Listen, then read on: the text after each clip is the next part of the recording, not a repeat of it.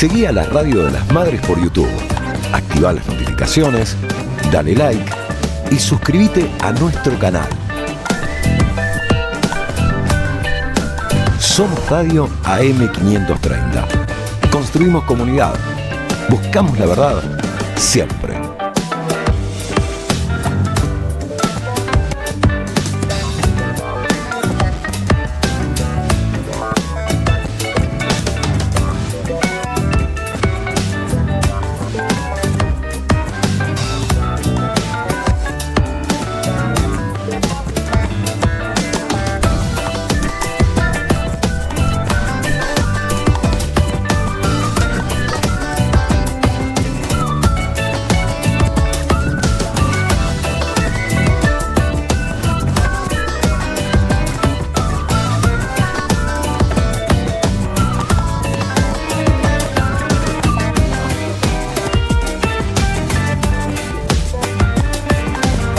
Seguí a la Radio de las Madres por YouTube.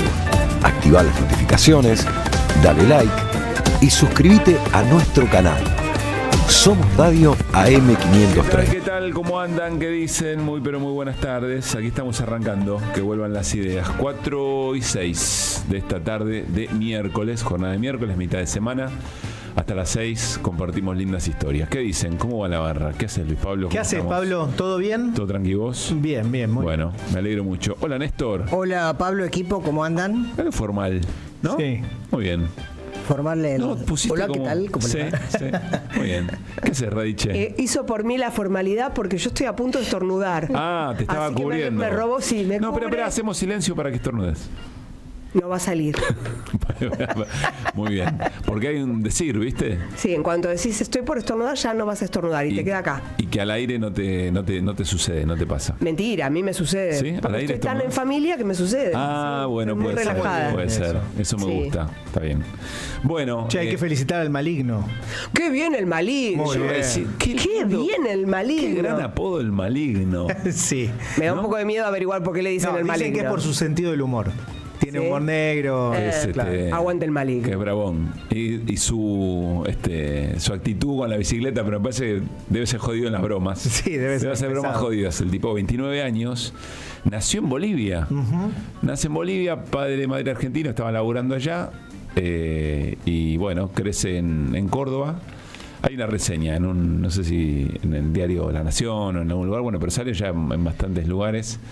El pibe estaba jugando a la pelota con el hermano y ven que estaban hueveando ahí con la bicicleta algunos, de una vuelta para atrás, les copó, chisto que es, y el tipo se metió y se acaba de ganar una medalla de oro en Qué grande. Juegos Olímpicos. No, pero aparte de las piruetas que se mandó, Impresionante. es decir, lo ves en cámara lenta y no se puede creer, en el aire queda Sí. en un momento, dándole vuelo 1, 2, 3, 4, 5 Impresionante. vueltas a los manubrios. Y dijo cosas muy interesantes. Dijo, cuando llegue al hotel y haya un poco más de silencio, me voy a dar cuenta qué pasó acá. Y después le hicieron una pregunta porque vieron que está toda la carga respecto de la rivalidad con Argentina, por todo lo que ya sabemos, por el Mundial, por Milei, por Enzo Fernández, por todo lo que quieran. Y ahí no, dicen que es como hay un público bastante adolescente, medio que ahí nadie le da mucha bola al asunto, y él dijo, es que acá, además esto es muy importante, porque los latinoamericanos y las latinoamericanas estamos medio en la misma competencia, todos tiramos para el mismo lado, porque todos tenemos condiciones muy distintas y muy cuesta arriba para prepararnos Claro. para llegar acá.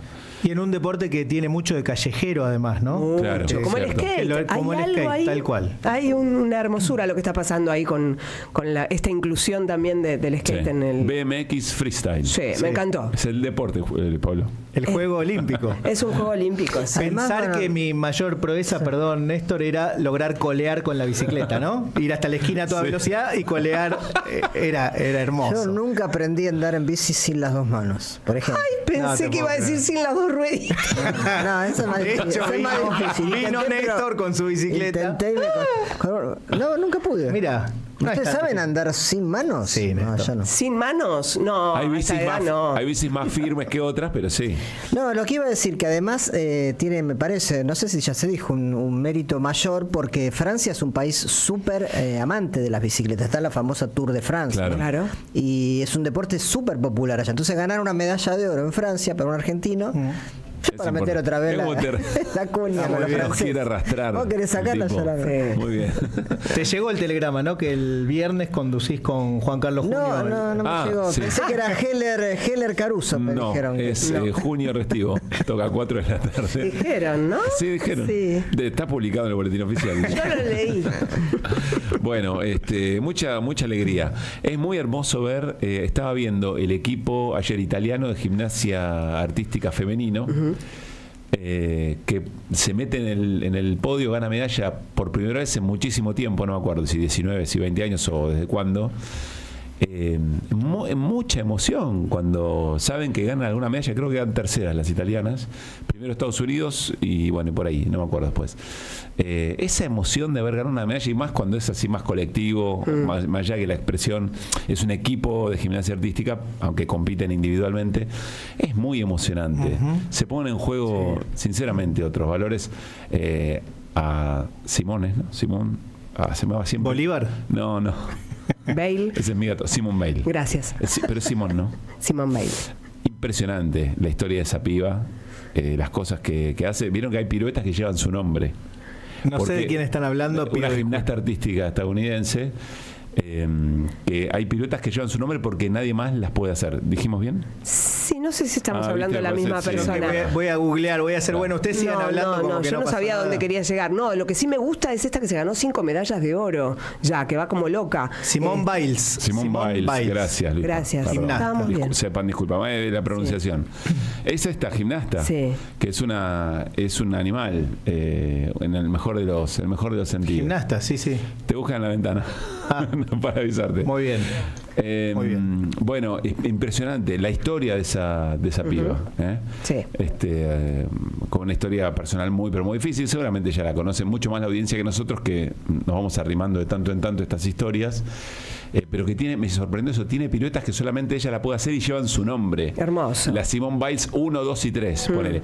Y vino mi pibita que está haciendo gimnasia artística, 11 años, y me dice, le digo, ¿la viste? Me dice, sí, la vi. Vos sabés que a los 10 años ya estaban en la categoría, no sé, 10.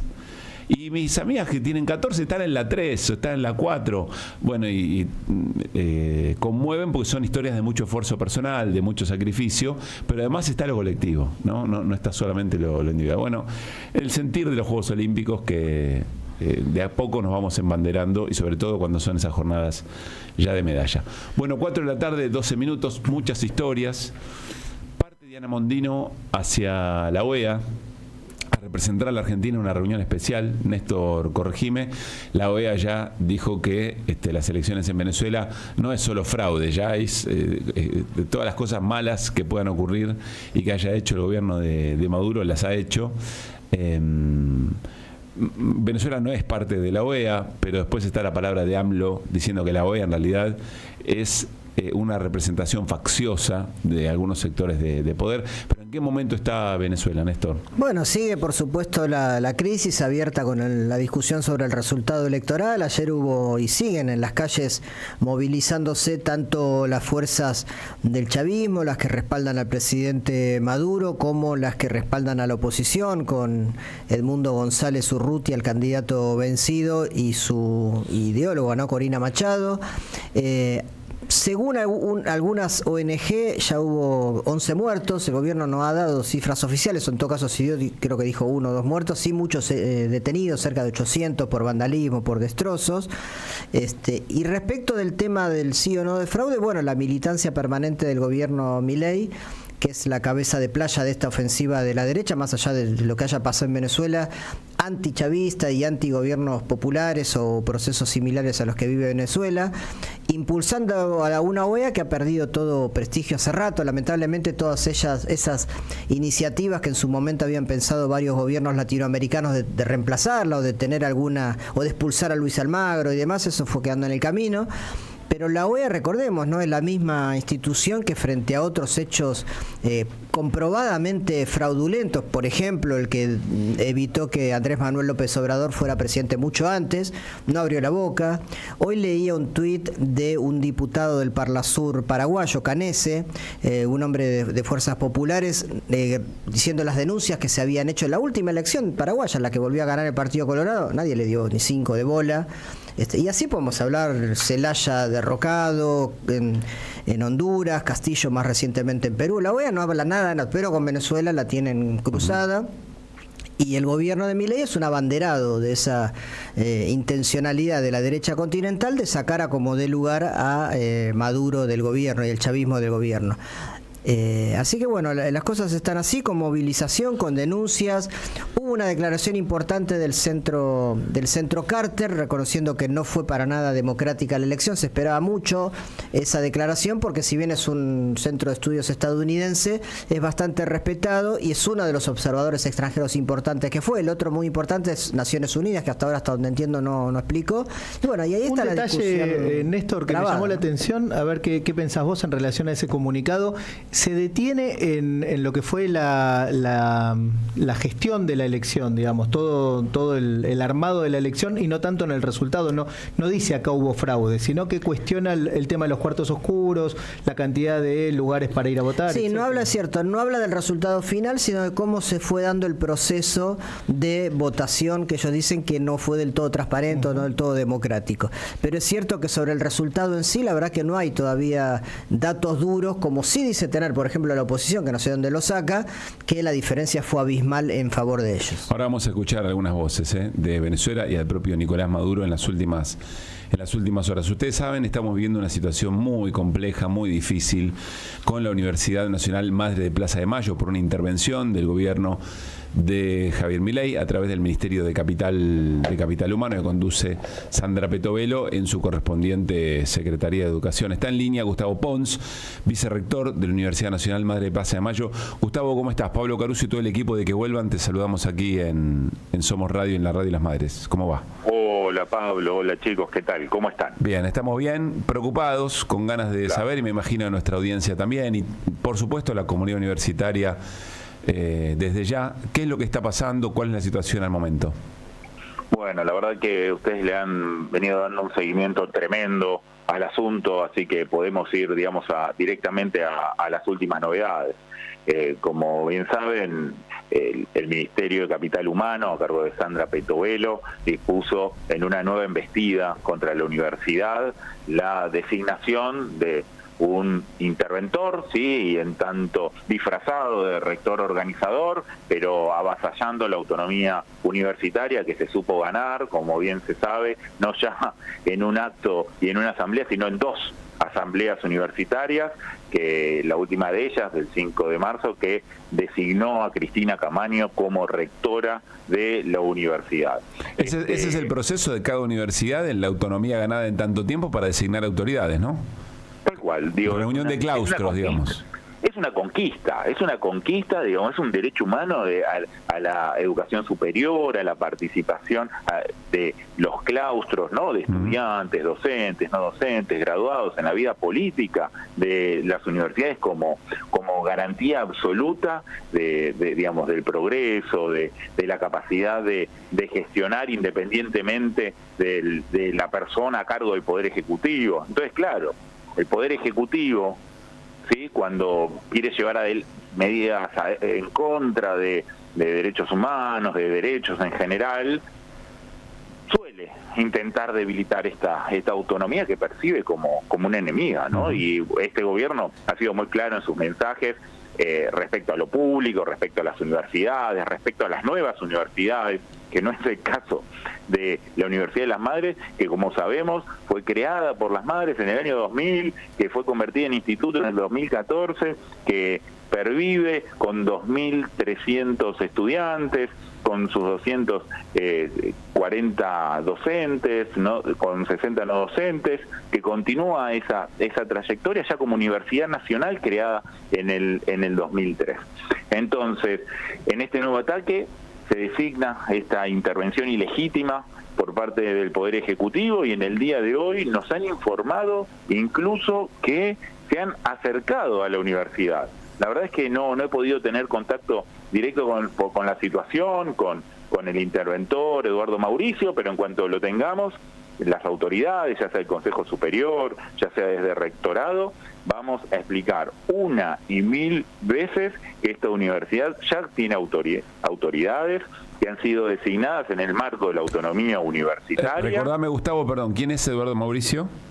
Eduardo Mauricio es la persona designada por el Ministerio de Capital Humano para cumplir estas funciones de intervención en la universidad. Sí. Recordemos que formó parte de la gestión anterior a la universidad, sigue cumpliendo el rol de secretario administrativo, pero no solo eso, sino que fue protagonista en el mismo proceso de normalización. Digamos, y aquí los expedientes surge claramente él comunicando a la Secretaría de Políticas Universitarias que se habían cumplido todos los pasos de la normalización.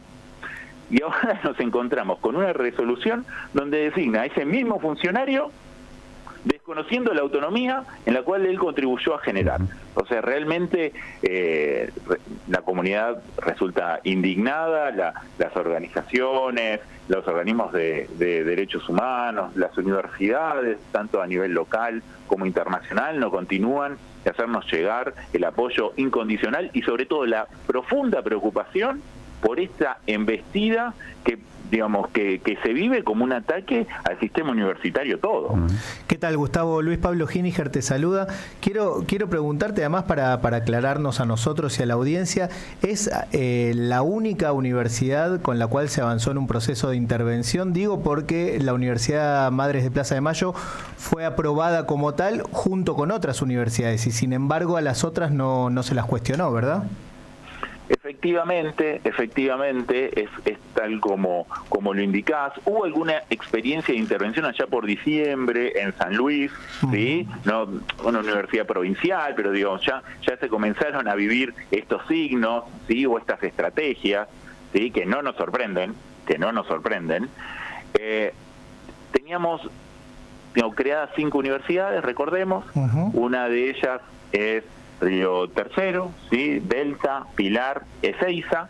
Río Tercero, por una negociación política, hará aproximadamente unos 60 días, fue retirada de esta situación de revisión ilegítima, ¿no? Por esta resolución 45 que ponía en revisión las causales de creación, en otro avasallamiento, en este caso, sobre la decisión del Poder Legislativo, que evidentemente es ilegítima, arbitraria, ilegal.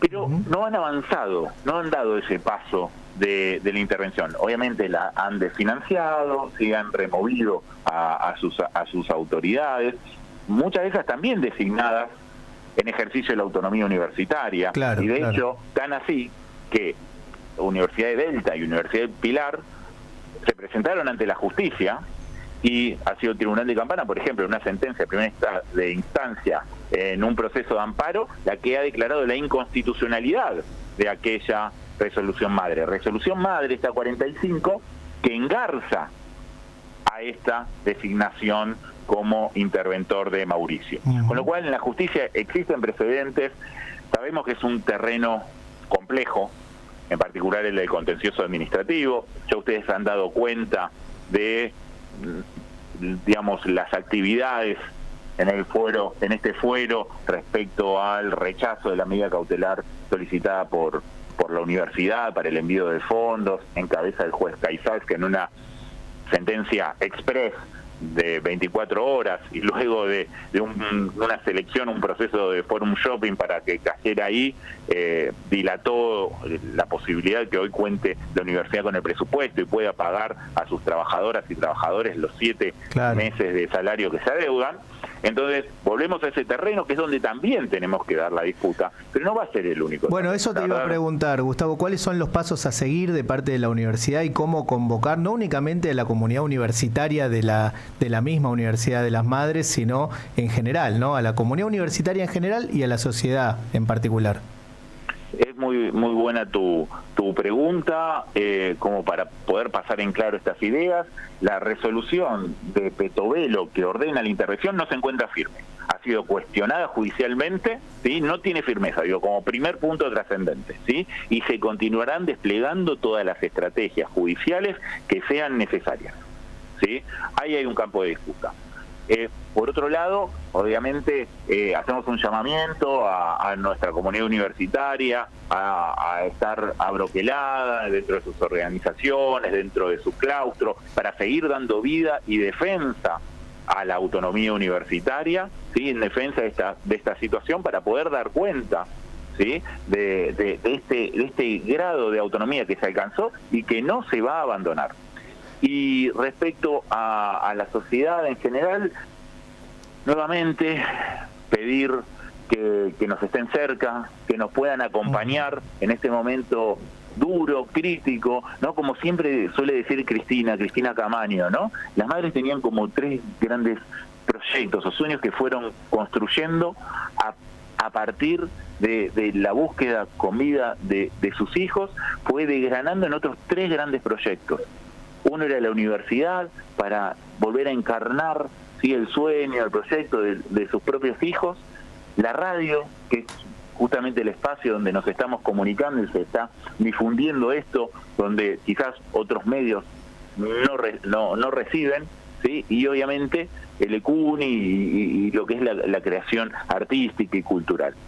Bueno, nada, solicitar a la sociedad, a quienes se sienten interpelados por estos sueños, por estos proyectos, a que estén alertas, a que estén al tanto de esta situación y que nos acompañen, ¿no? Por supuesto, un punto de aglomeración donde nos encontramos y donde compartimos estas trayectorias es la marcha de los jueves, ¿no? Entonces, desde ya pedir que nos acompañen y poder acompañar un poco a las madres también el próximo jueves en defensa de este sueño. A ver, una última pregunta. Estamos charlando con Gustavo Pons, vicerrector de la Universidad Nacional Madre de Plaza de Mayo. Lo que nos contaba es que, bueno, hoy se hizo presente el interventor Mauricio, lo que nos está comentando, y por eso la situación que les estamos describiendo. Por más obvia que parezca, Gustavo, ¿cuál es la intención de la intervención? ¿Qué es lo que busca el gobierno con la intervención? Nosotros es una pregunta no tan sencilla de responder. Si nos atenemos a los rasgos de la política pública del Poder Ejecutivo, eso ya está escrito. Digamos, el subsecretario de Políticas Universitarias de esto ya lo ha volcado en papel, que es el vaciamiento, el cierre de la Universidad Nacional Madre de Plaza de Mayo y la reasignación de recursos en otras propuestas educativas de educación superior que ya existen, ¿no? Con una suerte de argumentación. Bueno, en definitiva, si ya existen universidades en el mismo territorio que ocupan las mismas disciplinas, ¿para qué vamos a duplicar? Pero si es el Congreso Nacional el que crea las universidades nacionales, claro, el Poder Ejecutivo no puede a su voluntad, digamos, de cerrarla. Absolutamente, como no puede poner en proceso de revisión la creación de las ya creadas, sí, como no puede generar una intervención, que es una facultad exclusiva del Poder Legislativo, y que sin embargo ha ejecutado en nombre de un supuesto rector organizador. Estos son los actos ilegales, arbitrarios que estamos denunciando, que estamos cuestionando. Pero que en el fondo vamos a dar batalla. En el fondo tiene el desfinanciamiento, digamos.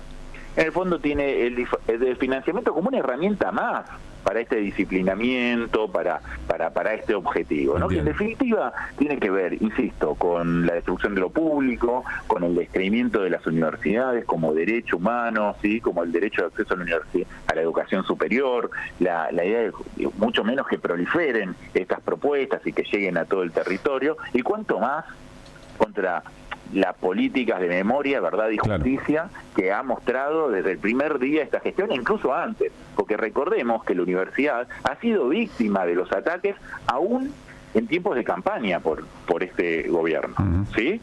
Ya por agosto, septiembre, octubre, íbamos recibiendo estos ataques, que eran amenazas que ahora pretenden concretizar. Bien. Gustavo, muchísimas gracias, y aquí estamos, por supuesto, y seguramente nuestra audiencia muy solidaria, muy comprometida con los valores en general de la educación pública, de los derechos humanos, pero sobre todo en la defensa de aquello que crearon las madres, estará presente en el momento indicado. Un gran abrazo. Un gran abrazo, gracias por acompañarnos. Gustavo Ponce, vicerrector de la Universidad Nacional Madres de Plaza de Mayo, se hizo presente hoy la intervención en la universidad en las irregularidades que comentó Gustavo y la preocupación, ¿no?, por un avasallamiento pero muy fuerte a la autonomía universitaria. 429. Que vuelvan las ideas. Deja tu mensaje en nuestra línea de oyentes de WhatsApp 11 3200 0530.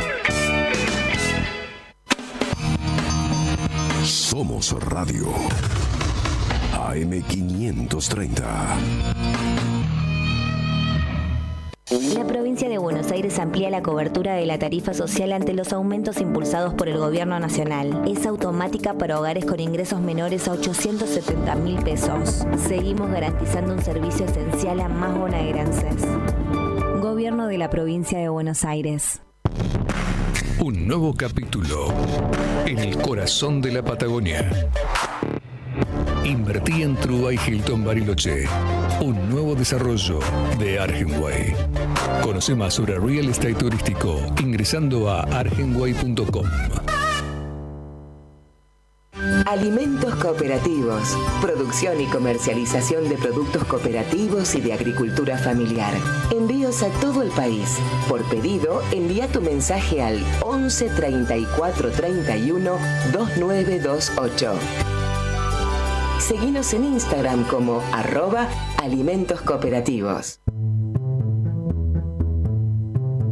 Revista Acción, un medio alternativo 100% digital, una mirada cooperativista sobre el país y el mundo. Información, análisis y opinión. Porque otro mundo es posible, entra en Acción. En la web y en las redes sociales. www.accion.coop.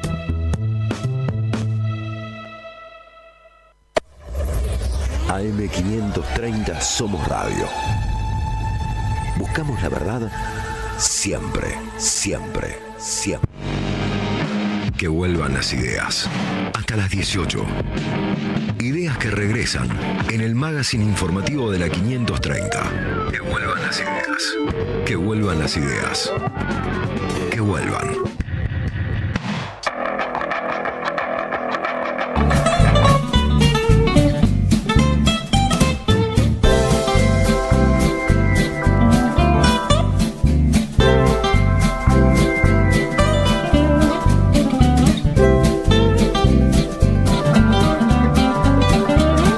Somos Radio AM530. Construimos comunidad.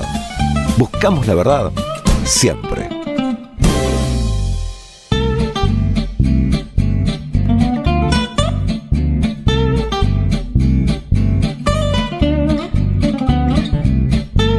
Seguí a la Radio de las Madres por YouTube. Activa las notificaciones, dale like y suscríbete a nuestro canal. Somos Radio AM530. Construimos comunidad. Buscamos la verdad siempre.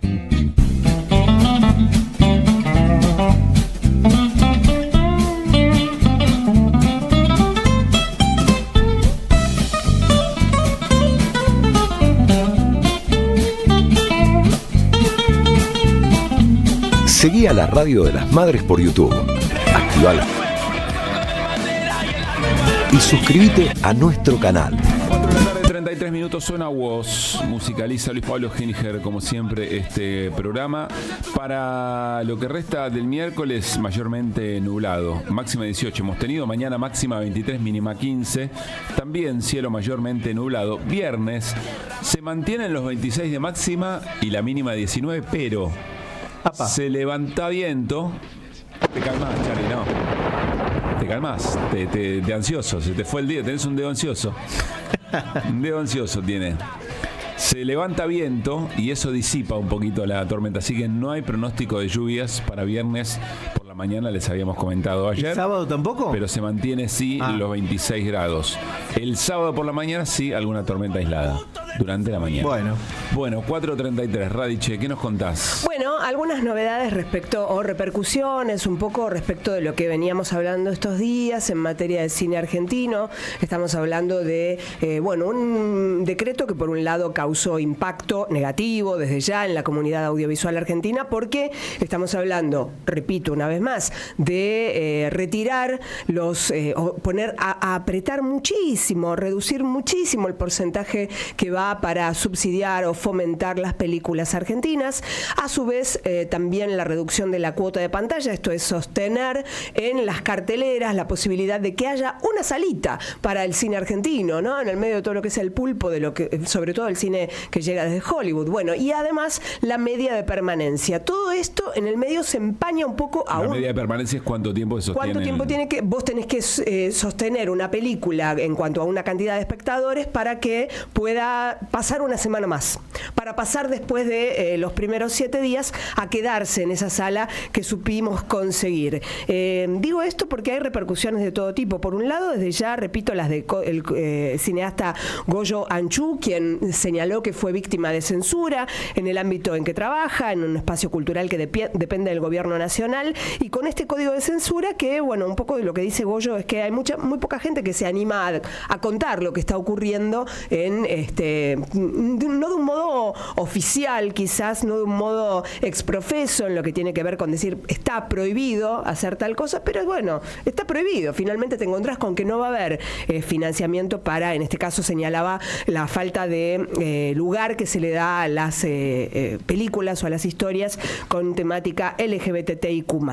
Y menciono esto, como siempre, me gusta buscar el contraste, y por un lado las declaraciones de la gente que es corajuda porque lo dice en las redes, y no porque otra gente no sea corajuda. Lo que digo es meterse en las redes a decir, che, no pasarán, hay que bancarse, que después te viene una tracalada, así una catarata de odio insoportable. Cito a Fernán Mirás, quien dice algo muy interesante desde el PCI, del colectivo también de cineastas: ni por decreto, ni por censura, ni con recortes se podrá detener ni acallar el cine argentino.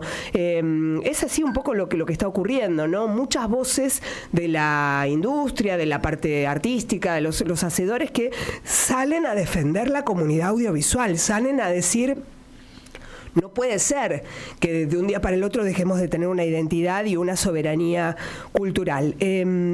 Para contrarrestar con esto, menciono que siguen apareciendo buenas noticias. Por un lado, la que dijimos de Diego Lerman ayer, que tuvo una réplica por todos lados, con la película de Leo Sbaraglia haciendo de José de Ser, este hombre que ama los platos voladores. También estaremos atentos a lo que es la segunda película como directora de una mujer que se metió en el cine se metió en el cine y en la televisión y en todos lados. Estoy hablando de Valeria Bertuccelli.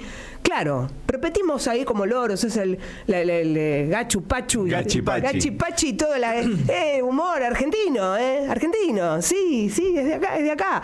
Me encanta cuando se meten unos personajes así. Valeria es una actriz tremenda del carajo y una directora exquisita. Tuve oportunidad de ver Culpa Cero. Culpa Cero es la segunda película que dirige, y la semana que viene, cuando se estrene el 8, ya vamos a hablar con más detenimiento. Obviamente no lo hacemos tanto antes, pero me gusta mucho el abordaje que hizo sobre, podríamos llamar, el caretaje o lo flojitos que estamos de papeles como humanidad, porque un poco es abrazar nuestros errores, abrazar nuestras falencias, abrazar nuestros monstruos, dice la película. Abrazar esta cosa que somos, bueno, y dale para adelante, porque sí, salimos bastante falladitos. Una película que habla del plagio. El chiste pasa por una escritora de historias de autoayuda que tiene un ghostwriter, una cosa que no muchos escritores gustan de reconocer, que se usa el ghostwriter, porque no decís, bueno, pues si yo aclaro que tengo el ghostwriter, que es el escritor fantasma, el que escribe, mientras vos le decís la idea, pero el que escribe y seguramente busca cosas y enriquece y hace gordito tu libro, muchos utilizan esta figura, muchos utilizan ese empleo y no les gusta decir que tienen a uno. Entonces la película, el chiste va por Dale, nombrame, mencioname. Y pasaron cosas, pasa de todo. Y empieza a correr esta historia del plagio. Culpa cero. Culpa cero por el plagio, culpa cero por este monstruo que soy. Viene Valeria Bertuccelli y una vez más estaremos hablando la semana que viene de una película argentina, de esas que, bueno, están para enorgullecernos. Gracias, Gaby. Ideas que regresan en el magazine informativo de la 530. Que vuelvan las ideas. Hasta las 18.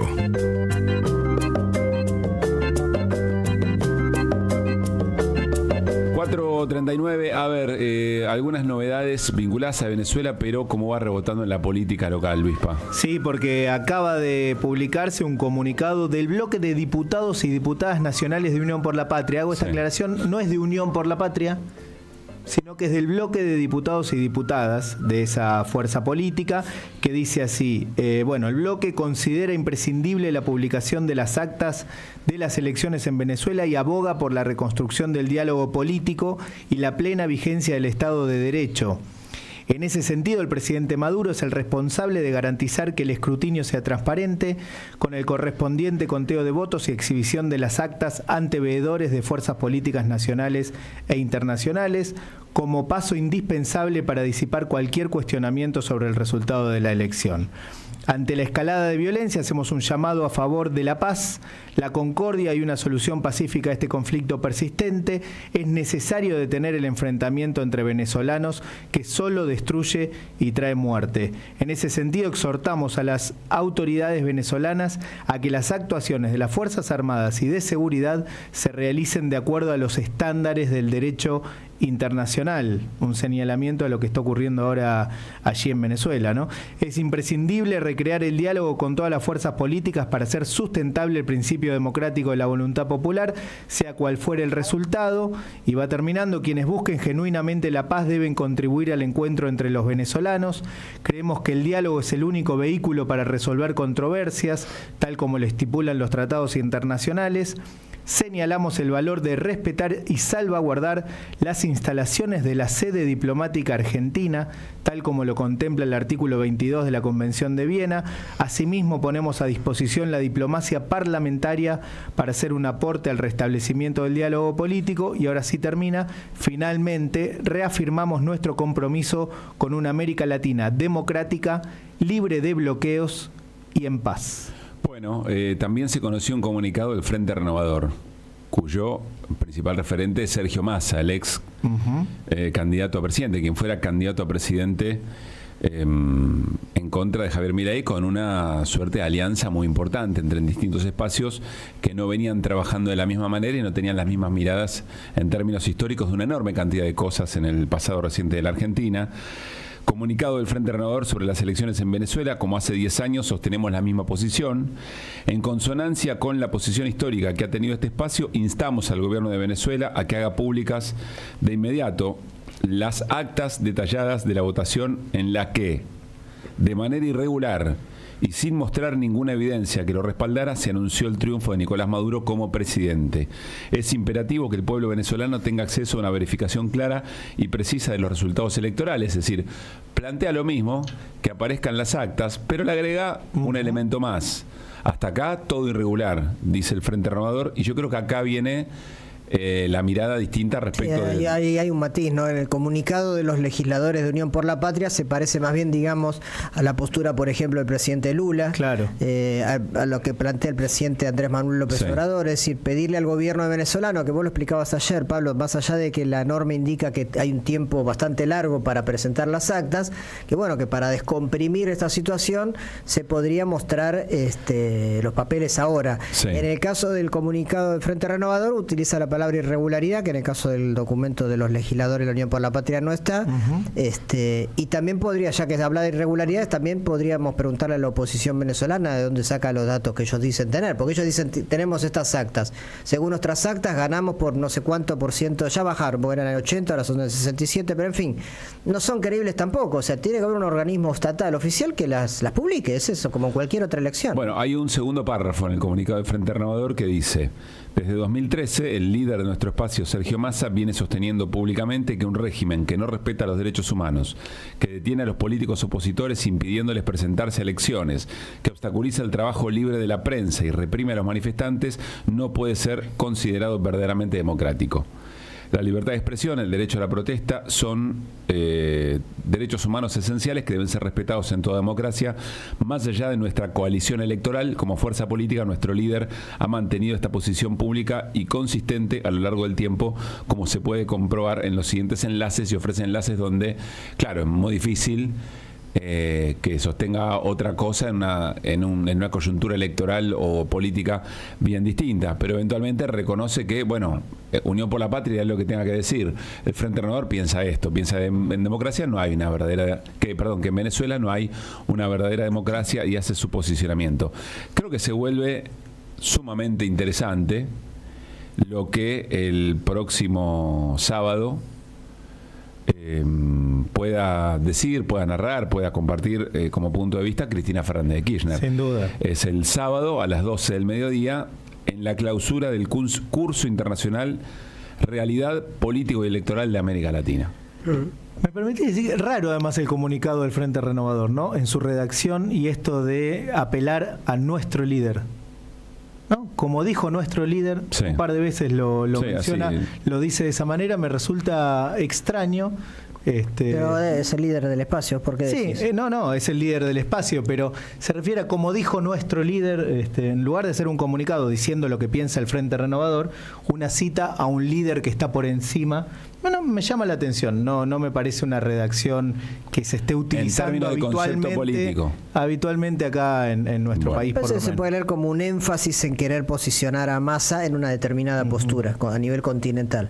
Eso es lo que a mí me da un poco de duda respecto de la ofensiva de la derecha continental, porque insisto con algo, cuando pasó con Perú, cuando pasó con AMLO, que fue víctima de un fraude escandaloso en México, no había esta necesidad de que todo el mundo saliera a pedir aclaración, pero con Venezuela, bueno, pasa eso. Ya volvemos a Venezuela. Esto tenía que ver con la parte, con la política interna, la política local, los posicionamientos que evidentemente a medida que se va extendiendo el conflicto empiezan a sentar posiciones con cierto rezago, con cierta demora. Parece que hubo un esperar a ver y finalmente llegaron los posicionamientos. 4:46. Que vuelvan las ideas. Que vuelvan.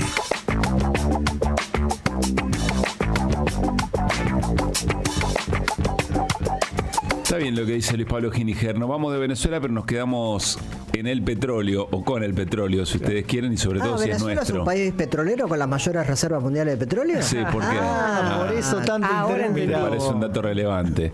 Bueno, está del otro lado Hernán Lecher para charlar con nosotros, director del Centro de Economía Política Argentina, del CEPA, compañero de Otros Caminos, y de estos también, que va.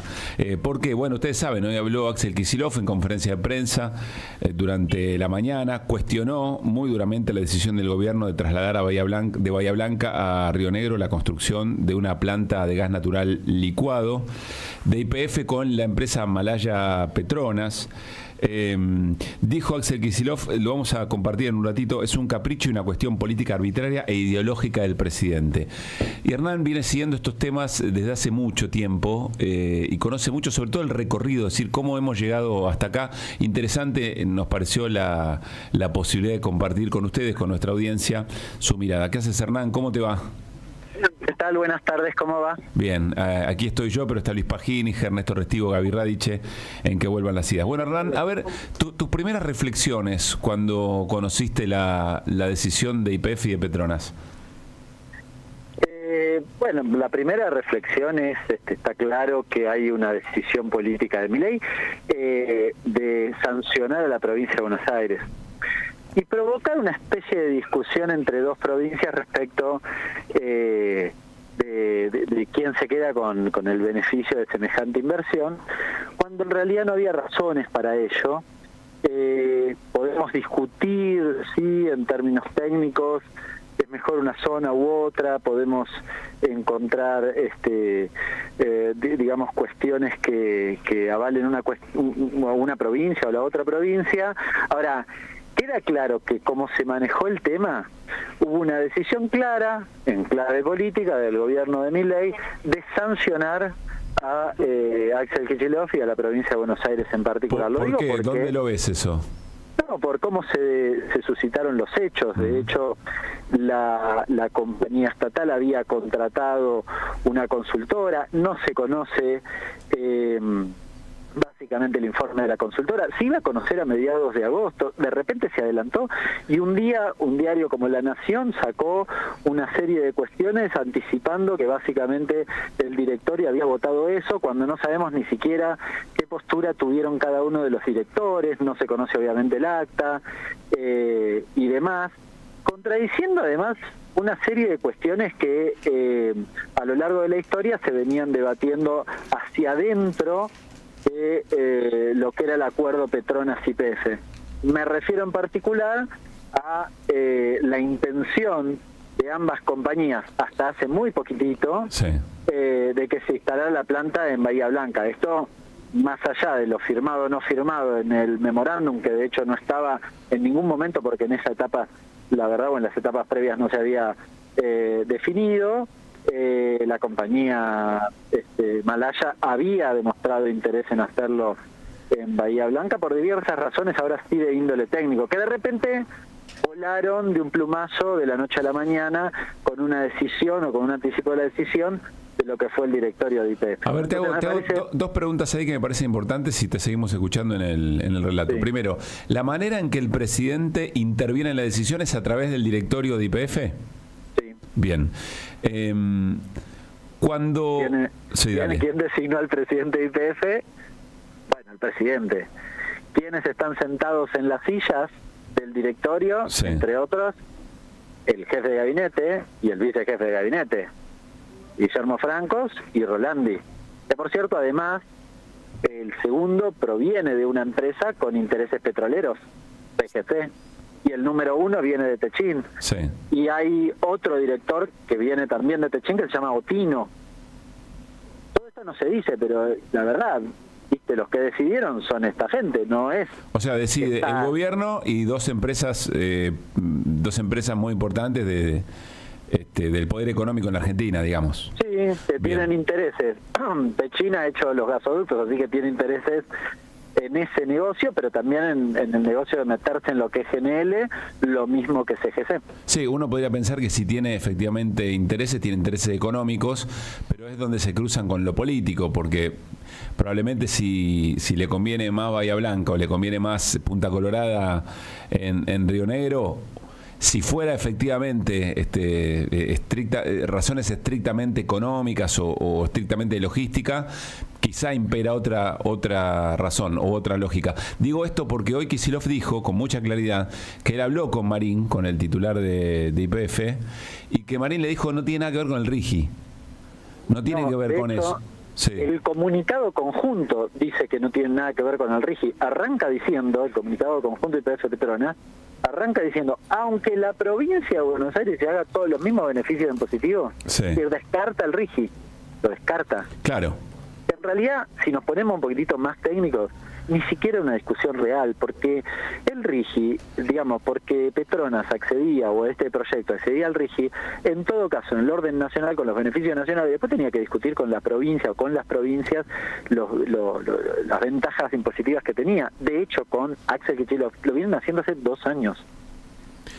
Años viene discutiendo Petronas eso. Esa es la parte que vos estás subrayando, es decir, ¿qué pasó durante todo este tiempo? Y ahí entiendo que tu planteo se hace más evidente que la decisión es política. Claro, a ver, para poner en concreto, de repente fueron Petronas y YPF a ver al gobernador.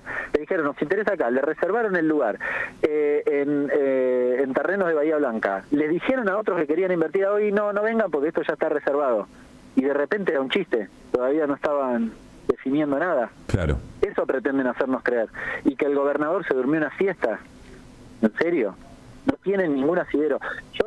La nota que hace ayer Sofía Diamante en La Nación, no importa, la periodista, pero sí La Nación, es claramente una operación, porque lo que uno ve es que está orquestado. ¿Qué dice la nota? Perdón. ¿Qué dice la nota? La nota tenía una serie de argumentos muy deliberados que son los que todos los tuiteros hoy se montaron. Que Axel Kicillof se durmió una siesta, que Axel Kicillof no quiso aprobar el RIGI, todas mentiras, pero mentiras flagrantes. O sea, no tienen ni sentido.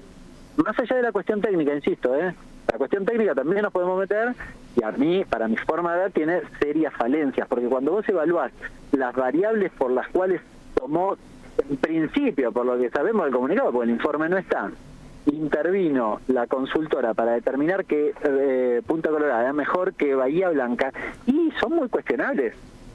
Siguen la línea de lo que dijo Guaretilnec. Yo en serio no me quiero meter demasiado en la discusión entre provincias. No, el propio Kicillof dijo esto no es Boca River, esto no es Río Negro contra Buenos Aires. Pero créanme que es muy discutible. A ver, yo pongo un ejemplo. Tienen que hacer un puerto nuevo. ¿Cuánto cuesta? Cuando están pensando en el puerto nuevo, ¿están pensando en defender a los intereses de los accionistas minoritarios de YPF? ¿O están pensando en defender los intereses de los grandes, no digo de YPF, de las grandes empresas cuyos directores están sentados en la silla de YPF? Yo me los aprendí de memoria. Dicen que el dragado es más profundo en Río Negro, que no hay, que tienen más, son más extensos los terrenos para poder hacer las infraestructuras. Esa es la única cosa real. Que es más corto el recorrido hasta Vaca Muerta, que el trayecto del gasoducto es más corto y más accesible a Vaca Muerta. Claro, pero y vos pensás, a ver, la única cosa real es que no, que yo te la doy vuelta, te digo, no hay nada en Punta Colorada, con lo cual podés hacer todo. Sí. ¿Se entiende? Es una cuestión de interpretación. Por eso, esta parte es debatible, ¿sí? Pero en serio, depende también de las instrucciones que la compañía, en este caso YPF, le dijo a la consultora. A mí me interesa privilegiar, por ejemplo, más la salida o la cercanía respecto de Vaca Muerta. Y no le dijo los costos. Bueno, pasan a un segundo plano los costos de un nuevo puerto. ¿Se entiende cómo, sin hacer, digamos, cómo puede haber cierta tendenciosidad sin necesidad de que la consultora haya mentido? A esto me refiero. Igual tenemos que ver el informe porque tampoco quiero verlo, pero digo, puede decir, yo digo, porque otra de las variables era la conectividad. ¿Qué tienen más conectividad? ¿Bahía Blanca o Punta Colorada? No, claramente la respuesta es obvia. Sí. ¿Quién tiene experiencia en proveedores que se dedican a la actividad? No tiene ni para arrancar. Pero no lo digo en serio, no lo digo para cargar las tintas, porque además yo quisiera pensar que esas son decisiones que se hacen de manera estratégica, pensando en el desarrollo de un país, con lo cual, si uno decís, mira, para el desarrollo de nuestro país es muy mejor Punta Colorada, y me das una serie de argumentos, bueno, puede ser razonable. Por eso, esto de Boca River me parece interesante, pero quería ilustrar cómo los argumentos que pueden estar plasmados en un documento que, por cierto, ni siquiera conocemos, pueden ser bastante arbitrarios. Está bien. Hernán, ¿te parece una obviedad si explicamos por qué es tan importante una planta de licuefacción de gas natural licuado? Me parece el eje central porque en general la gente no sabe. A ver, ¿por qué es muy importante? La Argentina tiene 200 años de gas enterrados en Vaca Muerta, ¿sí? ¿Los puede sacar? Sí. ¿Los puede sacar baratos? Sí. Los saca más baratos que Permian, que es en Estados Unidos, en la cuenca del no convencional. O sea, no ese es el problema es el transporte. Entonces, ahí aparecen proyectos vinculados al transporte. El principal fue el gasoducto. ¿Qué venía a hacer el gasoducto? En principio, tratar de resolver la necesidad de importación de energía cuando la Argentina, en la época de invierno, necesita importar energía a pesar de que tiene Vaca Muerta. Eso era una cosa bastante insólita porque era un problema de transporte. Bueno, el gasoducto empieza a resolver eso y apunta en el mediano plazo a ayudar a las exportaciones. Este segundo proyecto es claramente para exportar. Sacar el gas y poder exportarlo, necesitas hacerlo líquido para subirlo a un buque, entonces necesitas un puerto. Esta es la discusión de los dos lugares de donde... ¿Por qué es importante para la economía de nuestro país? Primero, la inversión son 50.000 millones, un montón de plata que la Argentina necesita, está claro, y además genera actividad y demás. La segunda y muy importante es que, además, en términos anuales, te inyectaría 15.000 millones de flujo de dólares, estoy hablando, ¿no? De flujo. Te aparece casi un sector soja adicional. Mirá es vos. un complejo adicional. Es Claro, un montón. 15.000 millones de dólares es lo que se dice, tienen en los silobolsa los productores en este momento, más o menos. Claro, si tomo solo soja, es más o menos un complejo sojero. Pero perdóname, Y agrego- ¿y esos dólares, el acuerdo todavía está por verse o esos dólares así como entran se van? Bueno, ese es un problema muy importante y creo que es el segundo gran tema de discusión. El RIGI, falso que Petronas quería el RIGI, ahora quiere el RIGI porque el gobierno se lo ofreció, porque antes quería la ley de GNL. ¿Y qué decía la ley de GNL? Bueno, decía, por ejemplo, que si había una controversia no se resolvía en el exterior sino en la Argentina, que la disponibilidad de divisas era el 50%, en términos impositivos eran más o menos iguales, Sí. y la cuarta cuestión es que hoy con el RIGI tienen prioridad aquellos que exportan y con la ley de GNL tenían prioridad en Arsa y Camesa, es decir, nosotros. Sí. La ley esa no salió. No, se votó en diputados, no se votó en el Senado. Interesante para preguntarse por qué eso no ocurrió eventualmente. Sí, es muy interesante y muy interesante ver quiénes votaron, porque todo el PRO, la Libertad Avanza votaron en contra. Claro. Porque después acusan al kirchnerismo de ser antiempresa o antiinversión, ¿no? Claro. Es llamativo. A ver, pasemos Realmente. el limpio esto último, porque es impresionante. Petronas ya había firmado su intención, o sea, ya había un acuerdo, digamos, para poner en marcha esta planta, discutiendo si había algo para discutir, se discutía acá, no se discutía afuera, dejando el 50% de la regalía, de las utilidades, y dándole prioridad al mercado interno. Todo eso ya lo había aceptado Petronas. Viene En el 22 hacen el acuerdo. En el 22 impulsan la ley. Sí. En el 22 hay ese acuerdo y en el 23 se impulsa la ley. Viene Milei y le dice no, todo al revés. Ah, bueno, está bien, dámelo. Obvio. Pero el interés ya estaba y el proyecto se iba a hacer Hay igual. una reunión Qué fuerte. en enero de este año que viene el CEO de Petronas, se reúne con Pose, con Caputo y alguno más en la Casa Rosada, y el titular de la reunión es: Petronas sigue interesado en el proyecto, solo pide que salga la ley. Petronas quería que salga la ley de GNL. Claro. Qué fuerte. Y el gobierno le contrapropone el RIGI, a lo cual los tipos dijeron, sí, dame el RIGI, estoy Sí, chocho. claro. Analizar la información de estas últimas horas sin tener en cuenta todo esto es toda una media verdad, pero acá me parece que aparece lo profundo, digamos, ¿no? del esquema actual. Sí. Hernán, Y no te sé. agrego una Sí, cosa. dale. El acuerdo con el vínculo con Petronas es de las principales empresas petroleras gasíferas del mundo, arranca prácticamente cuando se estatiza YPF. Es indisoluble esta inversión que se está discutiendo hoy con la estatización de YPF en 2012. En 2014 es la primera vez que firman un acuerdo, primero que firma con Chevron, segundo que firma con Petronas para la explotación de gas en Vaca Muerta. Es decir, y entre 2016 y 2019 no tenés nada. Y digo, para contrarrestar el argumento de antiempresa o antiinversión del peronismo en general, te diría a esta altura. Hernán, gracias por ayudarnos a entender un poco mejor y obvio que nos vemos la noche. Abrazo grande. Abrazo grande. Hernán Lecher, clarísimo. Quiero escuchar dos tramos del gobernador Axel Kicillof de la conferencia de prensa que de alguna manera ratifican lo que dice Hernán. Primero te pido el 4, Charlie, respecto de quiénes son los directivos de YPF que tomaron esta decisión de trasladar la instalación de la planta de licuefacción, es decir, de gas natural licuado, en la provincia de Río Negro y no en la provincia de Buenos Aires. Acá dejo clara constancia que por más que se trata de una empresa del orden privado, los directivos de YPF son funcionarios del presidente Milei. Así que ayer algunos decían sorpresa, puja. Bueno, lo que observamos ayer es que funcionarios del presidente Milei tomaron decisiones dictadas por el presidente Milei. Estamos ante un hecho de enorme gravedad, ante una verdadera irresponsabilidad por parte del presidente de la Nación, porque como resultado de un capricho absolutamente guiado por cuestiones ideológicas, políticas, está poniendo en riesgo un proyecto muy pero muy importante para el país y para la provincia, en el que estamos trabajando, tal como conté la vez pasada y hoy voy a repasar, hace 10 años, personalmente hace 10 años.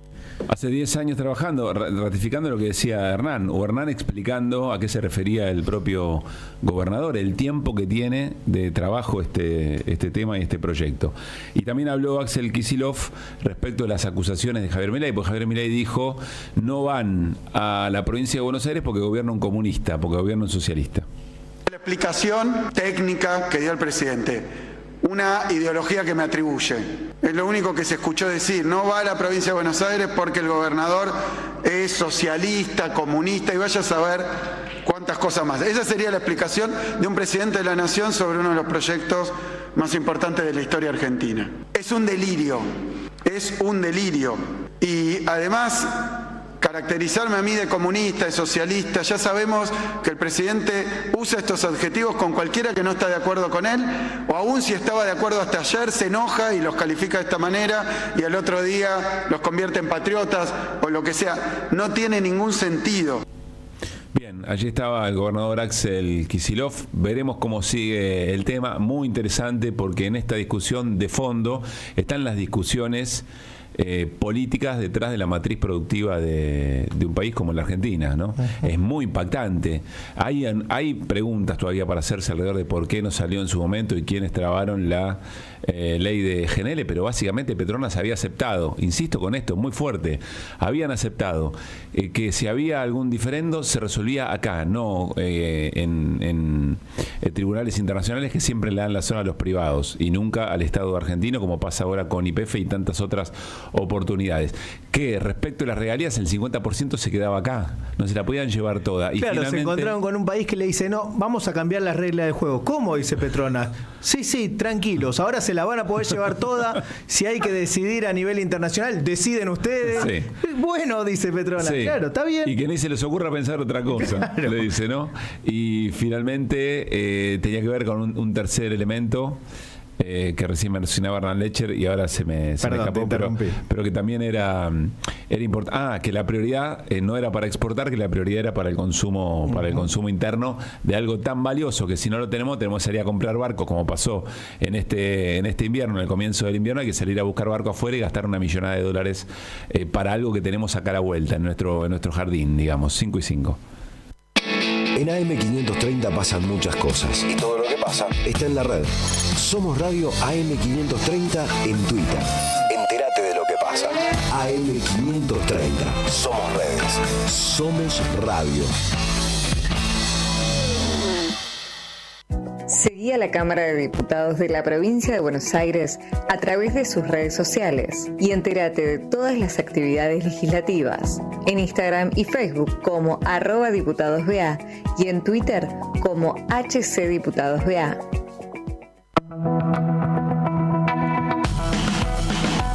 Claves para pensar la política. Un ciclo de encuentros semanales coordinados por Edgardo Moca. Una propuesta para pensar nuestra realidad desde las principales cabezas del pensamiento político en íntima vinculación con nuestra realidad política, social y cultural. En modalidad virtual se realizarán los miércoles a las 18 horas desde el 14 de agosto. Claves para pensar la política con Edgardo Moca. Consultas e inscripciones centro.analisispolitico@gmail.com. Tus mañanas son mejores con AM530. A las 7, Nicolás Márcico propone un buen comienzo. Todo lo que necesitas para empezar el día. A las 8 llega Caballero de Día. Roberto Caballero, con toda la información, el análisis y la opinión para entender un poco más. A las 10, Siempre Soy. Daniel Tonietti y su equipo con su mirada sobre nuestra realidad. AM530. Construimos comunidad. Buscamos la verdad. Siempre. Cuenta DNI es el mejor amigo del bonaerense, porque podés pagar tus servicios, porque tenés beneficios en comercios adheridos y también podés transferir plata a quien quieras. Cuenta DNI, ¿por qué tantos guaus? Claro, porque todo lo que tienes es bien guau, ¿no? No entiendo nada de lo que dices, Cuenta DNI, pero estoy totalmente de acuerdo. Cuenta DNI, el mejor amigo del bonaerense. Está llegando la biografía de Eve de Bonafini, escrita junto a Demetrio Iramaín. Eve y la fábrica de sombreros. En todas las librerías. El amor a la revolución que tenemos las madres está intacto. Publicó GES, grupoeditorialsur.com. La provincia de Buenos Aires amplía la cobertura de la tarifa social ante los aumentos impulsados por el gobierno nacional. Es automática para hogares con ingresos menores a 870.000 pesos. Seguimos garantizando un servicio esencial a más bonaerenses. Gobierno de la provincia de Buenos Aires. ICBC. El futuro nos inspira. AM530. Somos Radio. Ideas que vuelvan. Que vuelvan las ideas. Tocan tiempos difíciles. Pero para un revolucionario los tiempos difíciles es su aire. De eso vivimos, de los tiempos difíciles. De eso nos alimentamos, de los tiempos difíciles. ¿Acaso no venimos de abajo? ¿Acaso no somos los perseguidos, los torturados, los marginados de los tiempos neoliberales? El siglo de oro, la década de oro del continente no ha sido gratis. Ha sido la lucha de ustedes desde abajo, desde sus sindicatos, desde la universidad, desde los barrios, la que ha dado lugar al ciclo revolucionario. No ha caído del cielo esta primera oleada. Estamos fogueados. Traemos en el cuerpo las huellas y las heridas de las luchas de los años 80 y 90. Y si hoy temporalmente, provisionalmente tenemos que volver a replegarnos a esas luchas de los 80, de los 90, de los 2000, bienvenido. Para eso es un revolucionario. Para asumir esa experiencia, para retomar lo que hicimos antes. Luchar, vencer, caerse, levantarse, vencer, caerse, levantarse, luchar, vencer, caerse, hasta que se acabe la vida. Ese es nuestro destino. Para eso estamos. Que vuelvan las ideas. Que vuelvan las ideas. Hasta las 18. Regreso informativo. Opinión y reflexión. Que vuelvan las ideas.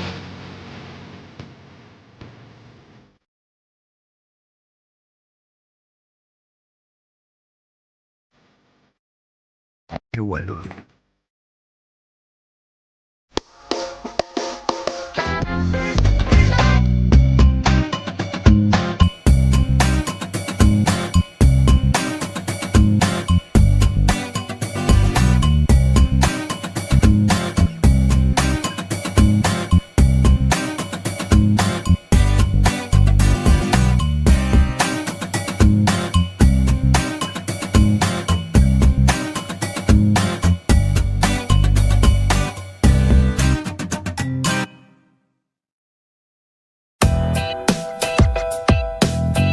Seguí a la Radio de las Madres por YouTube. Activa las notificaciones, dale like y suscríbete a nuestro canal. Somos Radio AM530. Construimos comunidad.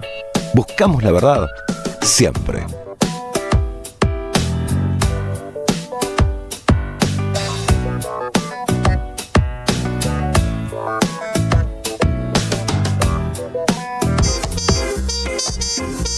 Mirá qué linda esta trompetita. Sí, y dije, vamos ahora porque viene la trompeta de Hugo Lobo ahí tranquila, pero yo quería hablar de los trombones. Bueno. Es así. Hablemos de los trombones. Vamos a escuchar. Bardeás a la trompeta, aparece el trombón. Nos encanta escuchar Dancing Mood, siempre tiene mucha actividad. Hugo Lobo también, con su trompeta, con sus miles de formaciones y modalidades de encontrarse con la música. Pero aproveché poner Dancing Mood, que me gusta, me pone pilas, para hablar de Trombonanza 2024. Bueno. Es como que se puso serio, Néstor. Y podía haber pedido y dije, no, vamos a poner Dancing Mood, que tiene 2 trombones, no sé si más, pero bueno, sí, suena fuerte. Se viene Trombonanza 2024, sabés que lo que canté es la canción, la música de Bonanza, por de las la dudas, serie. Pues, se lo iba a aclarar a Néstor es también. tan chique que, bueno, por ahí no lo sabía. La cuestión es que es una cumbre mundial de trombones que empieza en Santa Fe, que tiene un gran reconocimiento lanzamiento en el mundo y que está bueno que lo demos a conocer también acá en la ciudad de Buenos Aires. Se hizo el lanzamiento en la Casa de Santa Fe recientemente y a partir del 4 de agosto y hasta el 10 de agosto se van a reunir 150 músicos y profesores de todo el mundo en clases, en talleres, en 21 conciertos que van a estar llevándose adelante en distintos lugares. Este Trombonanza me fascina porque viene a mostrar la música desde distintas aristas, de distintos géneros, con un instrumento que es fabuloso para ver. Amo el trombón, es fabuloso para escuchar, es muy, te lleva a mover el cuerpo. Amo el trombón, en serio. Mírame la cara. Amo el trombón. Pero yo no estoy tiene cara de amar el trombón. Amamos el trombón. Tiene algo el trombón. Bueno, definitivamente para quienes quieran enterarse. Es un instrumento que cuando suena en el espacio en el que suena. Sí, pero te vibra todo por adentro. Me encanta. Bueno, viene este Trombonanza, que es una fiesta popular de la música popular y de la música clásica. Porque hay algunos instrumentos que vos decís, uy, son de orquesta. No. Es cierto. Hay muchísimos chicos que también se acercan a practicar, a ensayar, a Si yo fuera Barra Brava de Central, ordenaría que se lleve un trombón al estadio. Yo te digo, sí.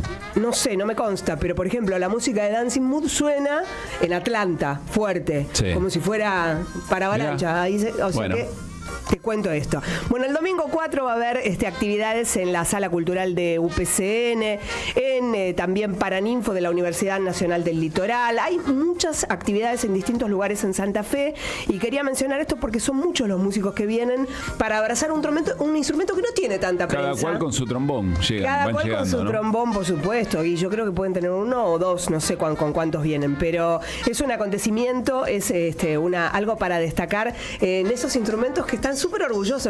Es como los chelos, digo, viste que hay mucha gente que ama esos instrumentos que no tienen tanta... Hay una canción muy conocida, ahora no me recuerdo el nombre, de Jorge Drexler, que dice, y entra la banda, dice él, y entra con un trombón maravilloso. Ay, es que el trombón préstenle atención al trombón. Bueno. El trombón es superlativo y empieza a partir del 4 de agosto Trombonanza, así que todo trombón. Hay instrumentos que cuando te ven llegar con el instrumento, la gente dice, ¿y ahora qué hacemos? Claro. ¿No? Por ejemplo, ¿Dónde? ¿Qué hacemos? Por ejemplo, en el subte. Claro, ¿por qué elegiste el cello y no la flauta dulce, por ejemplo? ¿No? Bueno, ¿y por qué elegiste el contrabajo? Porque te gusta abrazar. Bueno, cae alguien con un contrabajo al subte. Y el señor, ¿viste los que están de negro ahora? Los Men in Black del subte. No gustamos nada de esa gente. También es cierto que hay instrumentos que uno escucha a veces una orquesta, una pieza que dura 1 hora, y el que toca ese instrumento son 2 segundos. Tiene 2 notas. Uno está esperando todo el día va a hacer un gong. Como el del gong. Tienen un momento de lucimiento cada uno en el siempre hay un momento. Que es efímero. Es efímero, pero bueno. Pero hay que bancar a esa gente, porque esa gente entendió. Elogio de lo efímero. Sí, pero entendió que iba a ser parte de un colectivo y que a él le tocaba entrar en el segundo tiempo a marcar al 7. Y esa es toda su función. No se va a lucir, no va a tirar un caño, no va a tirar un centro gol, no va a hacer un pase gol, no va a hacer un gol. Pero el tipo fundamental, por ejemplo, el del trombón. No, hay otro que es aún más notorio, en el mismo sentido que vos lo planteás, que es el del timbal. El del timbal aparece 2 veces en la pieza musical de 8 minutos. Ese tipo de instrumento. Solo 2 veces hace pom, se guarda, lo hace en el momento que hay que hacerlo, ¿no? Preciso. Bueno, yo creo, esta es una de mis teorías nunca publicadas, es una tesis nunca publicada, que la humanidad depende del profesor de música de la escuela primaria. Toda la humanidad depende del que el profesor de música de la escuela primaria nos dé una muy buena clase conceptual de qué significa ser parte de una orquesta. Y que al que le toca el triangulito y es muy importante. Que el del toc-toc también es importante, más allá del que sabe tocar la flauta, el que sabe para tocar la guitarra o el piano.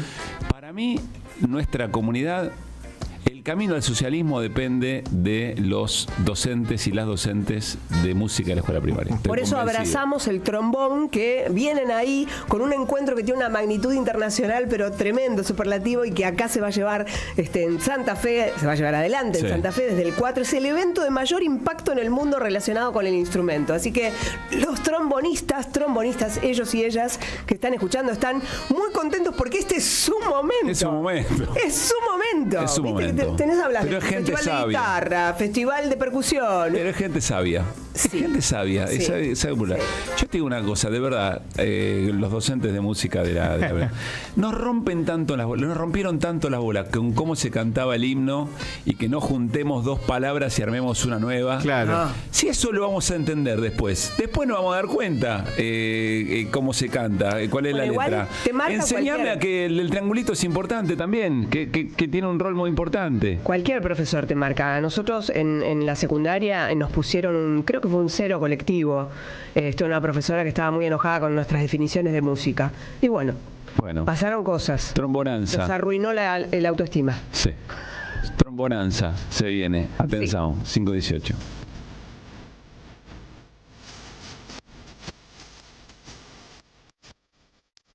Ideas que regresan en el magazine informativo de la 530. Que vuelvan las ideas. Hasta las 18.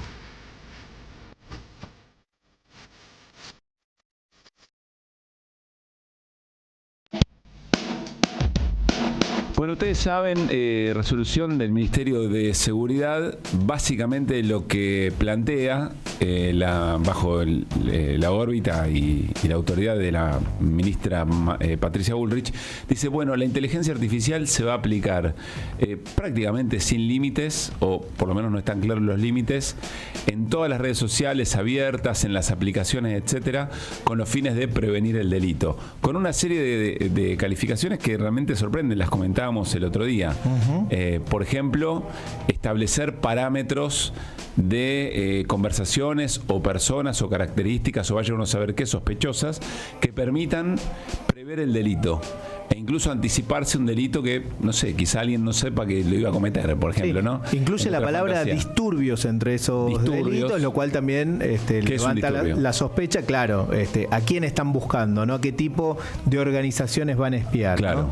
¿no? Y quién carga los parámetros de qué cosas son sospechosas o no, y también vigilancia en tiempo real con drones en distintas áreas, para los cuales entiendo que también hay que desregular otra serie de cosas. Unidad de Inteligencia Artificial Aplicada a la Seguridad es el nombre del organismo. O del organismo.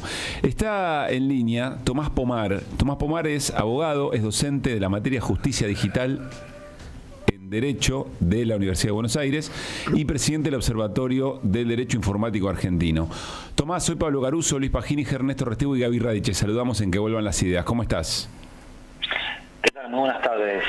Muy bien, muchas gracias por la invitación. Gracias por aceptarla frente a algo de lo que realmente tenemos muchas dudas y más allá de los prejuicios que podamos tener sobre el tema, en el fondo está, bueno, uno podría decir, la aplicación de las tecnologías o de las últimas tecnologías en la prevención del delito. En ese sentido no habría ningún problema. ¿Cómo estás observando vos este anuncio?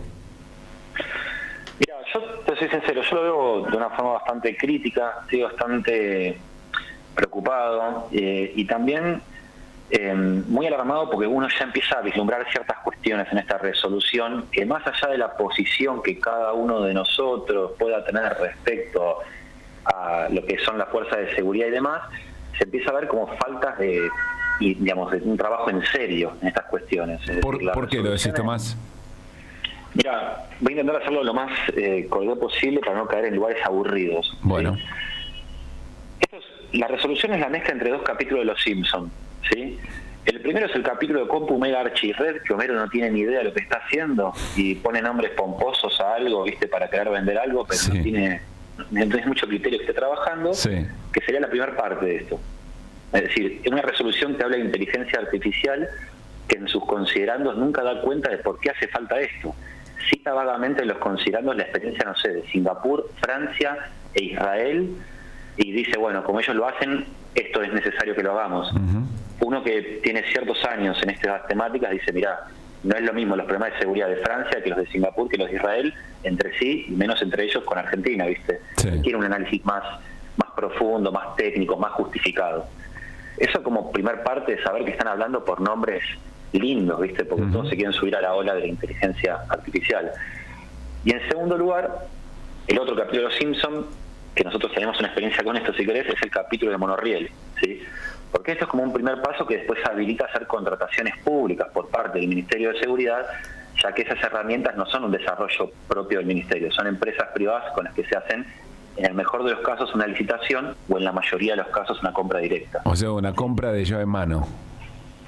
Sí, claro, son licencias de software, esto del Estado no. Nosotros nos pasó en el caso O sea, un negocio, lo que está diciendo es, guarda, porque además de títulos pomposos que nadie entiende muy bien de qué se tratan, acá puede haber un negocio también en cierne. Sí, lo de negocio, digamos, puede ser. Lo que a mí más me preocupa es que muchas veces, a nosotros nos preocupa en realidad y a muchas otras organizaciones, es que cuando las fuerzas de seguridad adquieren herramientas de este tipo, son herramientas que el administrador es una empresa privada. Entonces, las empresas privadas empiezan a tener acceso a un montón de datos sensibles de seguridad y eso es todo una situación de descontrol. Entiendo. Pasó con el sistema de reconocimiento facial en la Ciudad de Buenos Aires, por ejemplo, eso, que dio lugar a un escándalo nacional. No sé si te acordás. Sí, claro. Que es más o menos mismo problema. Que sucede. Ahora, Tomás, ¿qué pasa con los... Te voy a poner un caso que ayer en otro programa en el que participo y salió este tema, me resultaba interesante para hacer una diferenciación. Uno dice, bueno, si se hubiera aplicado en el imaginario este tipo de tecnologías en los tiempos previos al intento de asesinato de la ex vicepresidenta Cristina Fernández de Kirchner, probablemente se hubiera podido advertir que había gente que estaba permanentemente planificando de qué manera se la podía asesinar en el contexto de mucha gente en su casa, en las puertas, en la calle de su casa, digamos, y de qué manera se puede infiltrar en ese lugar. Y la verdad es que ahí, digamos, si hay cosas que están muy a la luz del día, urdiéndose, y hay algún tipo de tecnología que te permite por lo menos monitorear ese tipo de cosas, me parece difícil encontrarle una mirada crítica, aunque yo también la tengo, pero me parece difícil. ¿Estamos hablando de esto o estamos hablando de otra cosa?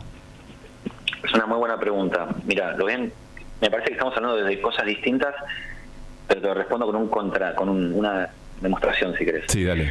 En España había un sistema de reconocimiento facial, ¿sí? Y un conjunto de herramientas que tenía acceso a las fuerzas de seguridad, ¿no? Este era un sistema de software que accedían desde computadoras a algunos integrantes de la fuerza. Contratar tecnología no es decir la palabra tecnología. Por ejemplo, esta resolución invoca robótica, reconocimiento facial, prevención del delito, ciberpatrullaje, todo en la misma resolución. Es como que yo te diga periodismo y englobe todo, englobe inclusive tu trabajo, el de tus colegas, el de los técnicos. Entiendo. Es decir, no tener ni idea de lo que estoy haciendo y lo engloba de una forma muy genérica, muy ignorante, ¿viste? Este policía en España, ¿qué hizo? No tenía nada que se llama política de permisos, ¿sí? Y este caso se inscribe en un caso dramático de violencia de género, ¿sí? El tipo había terminado una relación y tenía una orden de restricción. Sí. Carga el rostro de su expareja y empieza a acosarla por celular diciendo, te vi en tal estación con una persona, ¿quién es esa persona? ¿Sí? ¿Qué te quiero decir con esto? Más allá de que la hipótesis que vos arrojás es una conjetura, nadie sabe si tecnología hubiese evitado eso o no, lo que sí te puedo mostrar yo muy ciertamente es que estas tecnologías tienen un grado de riesgo que introducen a la sociedad bastante grande por las posibilidades que tienen y los desvíos de uso. De hecho, esta resolución, volviendo a lo que firmó ahora el Ministerio de Seguridad, tienen dos puntos débiles muy grandes para los abogados, ¿sí? No reglamentan el uso, no sabemos que, digamos, la Fuerza de Seguridad creó esta unidad, el Ministerio creó esta unidad, van a empezar a contratar tecnologías. Ahí tenemos el problema que vos dijiste antes del negocio. Después tenemos el problema de las licencias, de qué información se lleva a la empresa privada. Y en tercer nivel tenés un problema que es ¿quién reglamenta cómo lo usan las fuerzas de seguridad de esto? Claro. ¿Para qué lo usan? De hecho, si querés te pongo un ejemplo nacional. Cuando fue la causa de reconocimiento facial en la Ciudad de Buenos Aires, que se pudo abrir las computadoras de la policía, había cargas de perfiles de datos para ser buscados, que eran usuarios administradores, cuyo usuario era admin y la clave era admin. Es decir, vos no sabías quién había hecho tal cosa. Es una empresa privada que trabaja con tecnología, es un error que no comete un estudiante de primer año de seguridad, ¿me explico? Claro. Tomás, las huellas. Tomás, ¿qué tal? Te saluda Luis Pablo Giniger.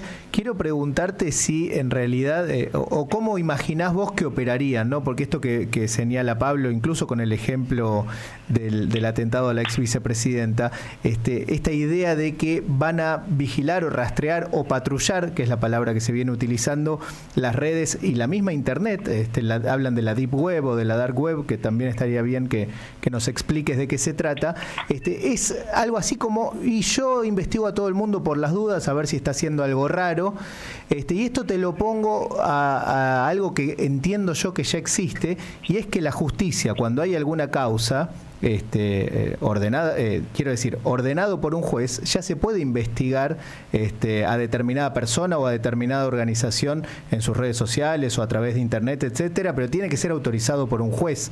Entonces quiero poner una cosa a la otra y preguntarte qué es lo que pensás vos en ese sentido. Perfecto. Bueno, ¿qué tal, Luis? ¿Cómo estás? ¿Cómo andás? Mira, es una gran pregunta. Yo creo que acá tocas uno de los puntos centrales que tiene, una de las debilidades estructurales que tiene lo que están haciendo. Por empezar, como decís vos, cierto es que hay un control judicial de las tareas de investigación en la cual el Poder Judicial tiene que autorizar aquellas medidas probatorias que tengan injerencia respecto a la integridad física de una persona, a su propiedad privada, a su privacidad y demás, ¿sí? Gran problema que tiene esto que están haciendo es que arrancan por el final. Te lo explico, me explico un poco más, perdóname. Por ejemplo, en España, sí, hace más o menos 9 años hubo un gran debate respecto a algo que se llama allanamiento digital, que es básicamente pincharte el teléfono, el celular, ¿viste? Uh-huh. Pero el celular es las aplicaciones, es todo, ver tipo tu WhatsApp, chat, por ejemplo, claro. Tus aplicaciones, pero todo, tus aplicaciones de cita, todo, es un troyano que te chupamos el teléfono. Uh-huh. ¿Sí? Ahora bien, eso en España tiene un problema grande que hubo que debatir 8 años entre los jueces, el Ministerio de Justicia, Seguridad, porque es bastante complejo. Vos pensás que en Argentina los poderes judiciales son locales, cada poder judicial penal ordinario tiene jurisdicción en una provincia, pero si vos pinchás un teléfono es federal, porque el teléfono se mueve por todo el país, ¿sí? Ahora bien, eso, por ejemplo, en algunos países se hizo que tenga que pasar con una orden previa de justicia federal por esta interjurisdiccionalidad que tiene. Como decís vos, tiene que haber una autorización previa. Uh-huh. Eso hace que hay algo que los abogados llamamos la admisión, regular los medios de prueba admitidos para un debate oral. Es decir, toda cuestión que sea prueba que se va a introducir a un debate oral en un juicio tiene que estar en el Código Procesal. ¿Me explico? Porque vos no podés meter prueba libre que sea prueba que tenga como injerencia en derechos privados sin que eso esté autorizado por una ley que pasó por el Poder Legislativo. Es un principio muy básico esto. Uh-huh. La forma ordenada de esto, ¿cuál sería? Se hace un debate, se modifica la ley procesal, de modificar la ley procesal se crean los organismos como fue esto y después se hacen las contrataciones públicas y después se hacen las investigaciones y se incorpora a los procesos. Acá tenemos un escenario en el cual crearon el organismo antes de tener una ley que permita que esto se agregue a un juicio, ¿sí? Y sin tener un reglamento de qué van a para qué se crea una unidad que pueda comprar tecnologías de este tipo y cómo lo van a usar. Claro, todo al revés. Sin control judicial. Uh-huh. Sí, todo muy preocupante, la verdad. Muy interesante. Estamos escuchando a Tomás Pomar, es abogado, docente de la materia Justicia Digital en la Facultad de Derecho de la UBA y presidente del Observatorio del Derecho Informático Argentino. A ver, Tomás, para cerrar y que agregues lo que te parezca importante que quizá no mencionamos. Lo que entendemos es que acá hay un intento de intervenir en el debate público alrededor de seguridad con discursos y con nombres de una agencia, de un organismo y de ciertas tecnologías muy pomposo, muy para el impacto, pero que en definitiva no ha tenido el debate que corresponde respecto de la cantidad de riesgos que se asume en la utilización de esta tecnología en materia investigativa. ¿Vamos bien? Sí, a ver, yo creo que vuelvo con esta metáfora de los Simpsons. Se anuncia algo que es muy pomposo, que suena como dicen los chicos ahora trendy, de moda, ¿viste? Sí. Y ciertos dirigentes políticos se hacen un baño de innovación y aparte como que se suman a una ola, ¿viste? De estoy en la picota, ¿sí? Sí. Pero tanto desde el punto de vista tecnológico, nosotros trabajamos con muchos programadores, ¿sí? Esto se ve un poco muy débil lo que estás viendo, uh-huh, desde el punto de vista informático. Y el riesgo es muy grande. El riesgo es enorme y te agrego uno más, ya que si hablamos de eficiencia y buena gestión. Supongamos que esto pasa, que hacen las contrataciones públicas y que compran los sistemas y que hacen las investigaciones y cuando llegan a un juicio penal los jueces no declaran admisible la prueba. Claro, se te cae todo. Todo el gasto fue en vano. Claro. Sí, pero en el medio espiaron a personas que quizá ni siquiera tenían nada que ver, ¿no? A cualquiera de nosotros, por ejemplo. Ese es el riesgo, totalmente. Es un riesgo altísimo.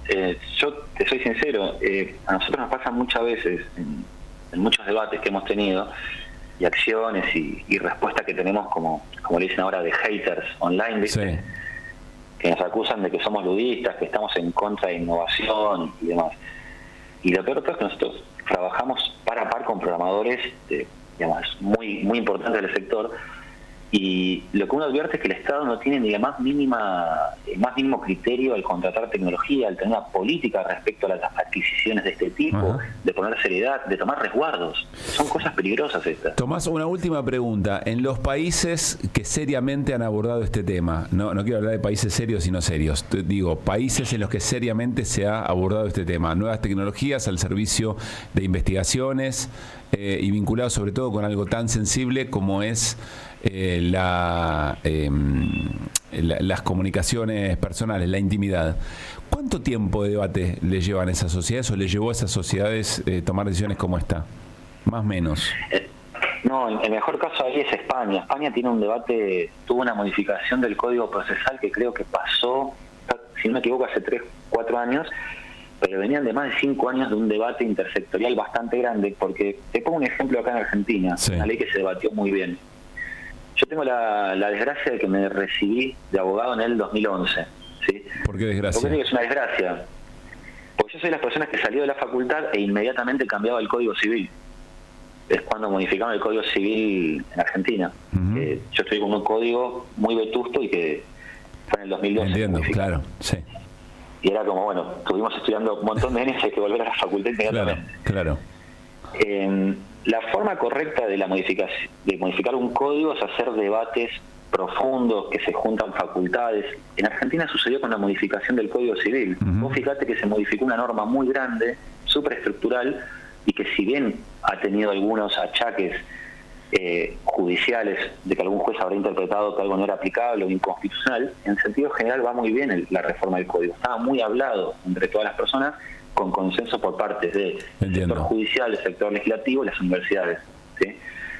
Esto en España tardó más de 5 años para poder evitar comprar tecnologías y que después los jueces digan, che, esto no respeta garantías, y bueno, gastaste el pedo. Tomás, más complejo. Muchísimas gracias.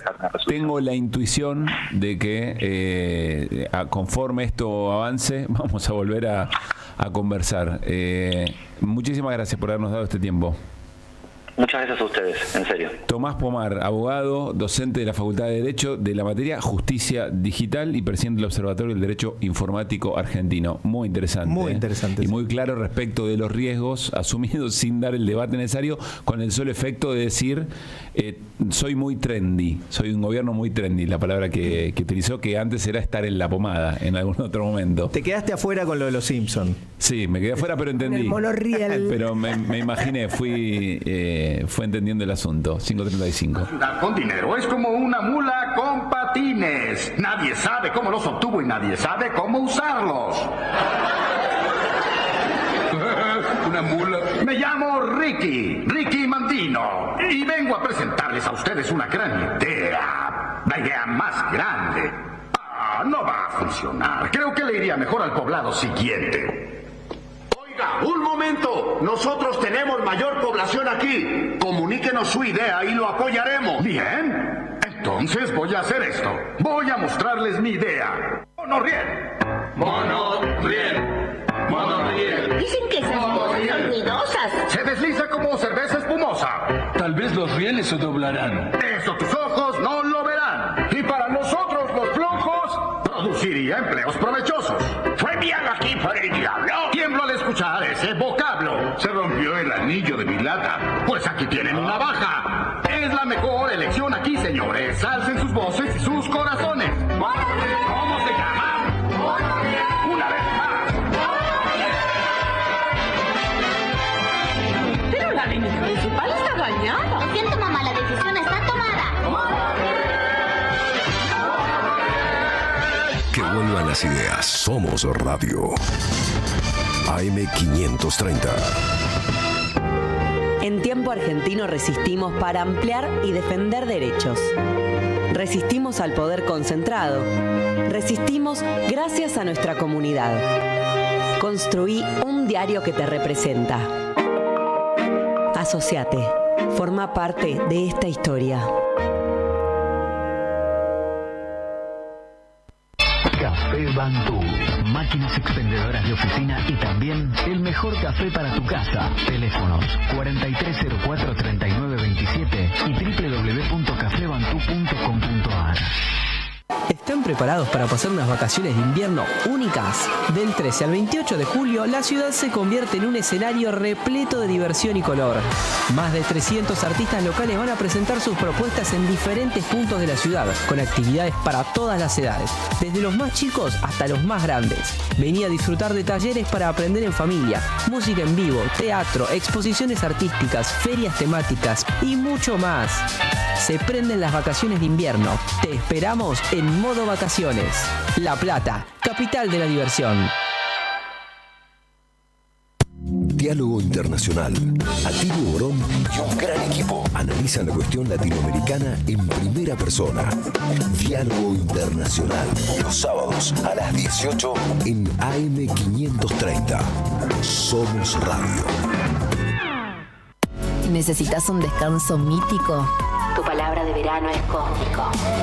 Verano 24 en Córdoba, siempre mágica. Agencia Córdoba Turismo. Gobierno de la provincia de Córdoba.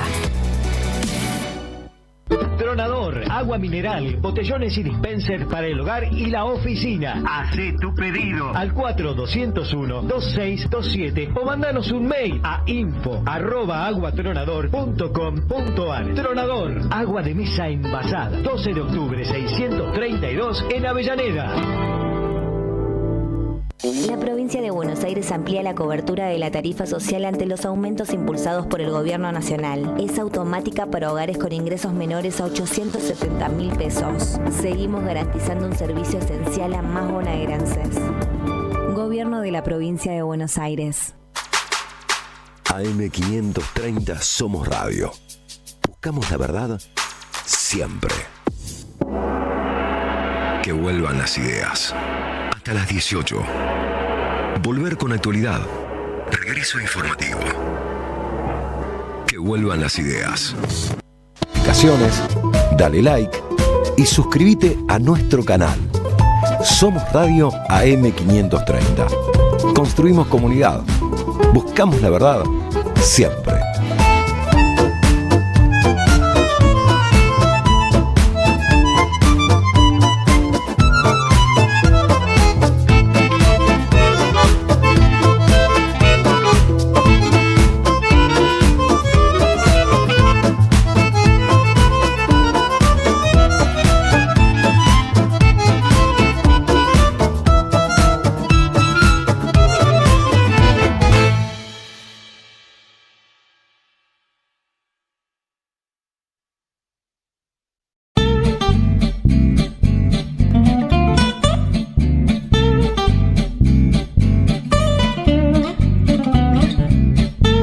Seguí a la Radio de las Madres por YouTube. Activá las notificaciones, dale like y suscríbete a nuestro canal. Somos Radio AM530. Construimos comunidad. Buscamos la verdad siempre.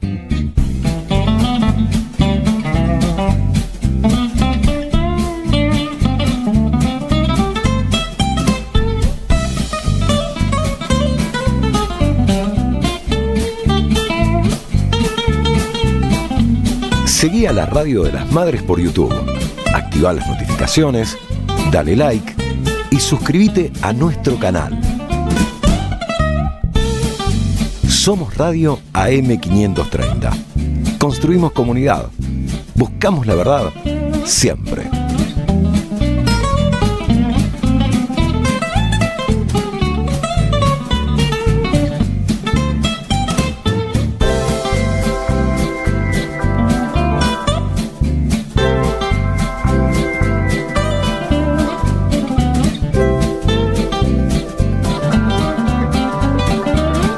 Somos Radio AM530. Construimos comunidad. Buscamos la verdad siempre.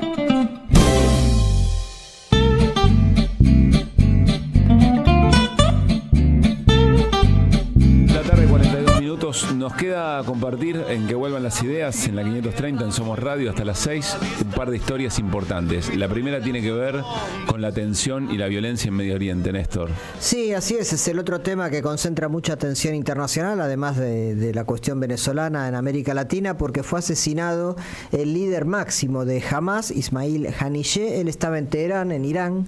Es un hombre que no vive en Gaza, que está por razones de seguridad, vivía en distintos lugares. Había ido a Irán a un acto en memoria del recientemente fallecido presidente iraní, y en la residencia que estaba, bueno, fue una operación bien quirúrgica, se le atribuye a Israel. Israel no dijo que haya sido su ejército o sus fuerzas de seguridad, aunque hubo una declaración reciente del primer ministro entraron Netanyahu. Donde estaba, lo mataron y sí, a distancia, ¿no? Con un misil.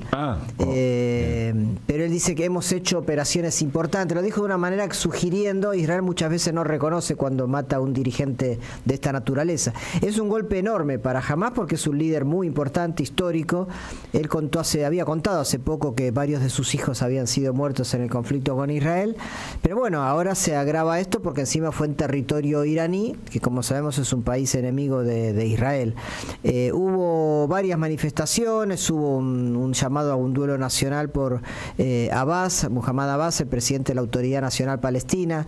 Recordemos que los palestinos tienen varias facciones, están divididos, está el Fatah, está lo que era la OLP, actualmente la Administración Nacional Palestina, que gobierna en Cisjordania, Hamas, que gobierna en Gaza, y otras organizaciones que se reunieron todas hace muy poquito en China. China hizo un esfuerzo, por un lado, para mediar entre Israel y los palestinos, ¿sí? Está trabajando por un proyecto de paz, y por otro lado para unificar el criterio de los palestinos, con los cuales China simpatiza, sobre todo porque considera que este es un conflicto colonialista, como la propia República Popular China sufrió en su momento, y por eso apoya más al lado palestino, pero trabaja en términos pacíficos. De hecho, China e Israel tienen montones de relaciones comerciales, ¿no? Así que todas estas facciones que ahora están unidas, porque hay que decir que estaban muy enfrentadas quien gobierna en Cisjordania y quien gobierna en Gaza, es decir, Autoridad Nacional Palestina y Hamas, están ahora trabajando juntos. Bueno, en este proceso de unidad aparece este asesinato de Ismail Haniyeh, que es terrible para lo que es la organización propia de Hamas, no va a ser otra cosa que incentivar más el conflicto. Hace 2 o 3 días también hubo otro tremendo con Hezbollah, el partido político libanés. Hezbollah atacó a Israel, mató a muchos chicos que estaban jugando al fútbol, un acto terrible, y también la respuesta de Israel, como suele ser, muy muy fuerte en términos proporcionales. Por lo tanto, se está como expandiendo demasiado el conflicto en Medio Oriente, y bueno, la relación de Irán y de Israel, muy tensa siempre, hace prever una escalada, ¿no? del conflicto que hay ahí. Mientras tanto, la situación en Gaza, hay que ver cómo se responde a esta situación, sigue siendo terrible porque están muy hacinados todos los palestinos que siguen viviendo ahí. Israel ha consolidado mucho las posiciones. En el otro territorio, que es Cisjordania, también ha avanzado mucho en la colonización, ha llegado a un récord la colonización Israel en Cisjordania, y por más denuncia que se haga de parte de Naciones Unidas y de otros actores internacionales, la situación está en una impasse. El asesinato, insisto, del líder de Hamas es posible que agrave todavía más ese cuadro de situación en Medio Oriente. ¿No hay reconocimiento entonces de autoría? Más allá no, que Israel no lo dijo, pero hay una declaración muy sugestiva de Netanyahu, como digo, diciendo que bueno, hemos hecho acciones importantes, no sé si si la traducción justo es importante, o trascendentes, o fundamentales, que daría lugar a pensar que fue un ataque dirigido por Israel. No es la primera vez que pasa, muchos dirigentes palestinos han sido de forma quirúrgicamente asesinados en operaciones en el extranjero, ¿no? Lo que llama la atención que es en la capital iraní, es decir, si fue Israel, tienen acceso a la capital de su principal enemigo en la región. Eso es todo un dato ese, ¿no? Así que hay que ver también la respuesta. Jamás está muy debilitada, pero, muy destruida. Acá está, por un lado, la respuesta de Jamás al mismo tiempo es responsable de la masacre del 7 de octubre, sí. Y por otra parte es eso, en haber hecho esta operación en territorio iraní con las tensiones que hay entre Israel e Irán. Recordemos que hubo un episodio, ¿se acuerdan ustedes? Que tanto Irán hacia Israel como Israel hacia Irán probaron armas, sobre todo drones y o sea, como que están haciendo fintas, se diría en el boxeo, de una posible guerra que por supuesto nadie desea porque sería muy catastrófica, pero son los dos grandes jugadores, los dos grandes rivales de la región, ¿no? Así que bueno, insisto, es un dato importante en esta escala que hay desde que pasó lo de Hamás y luego la respuesta de Israel. Es uno de los episodios que pone en punto más alto el peligro de una expansión de la guerra. Que vuelvan las ideas.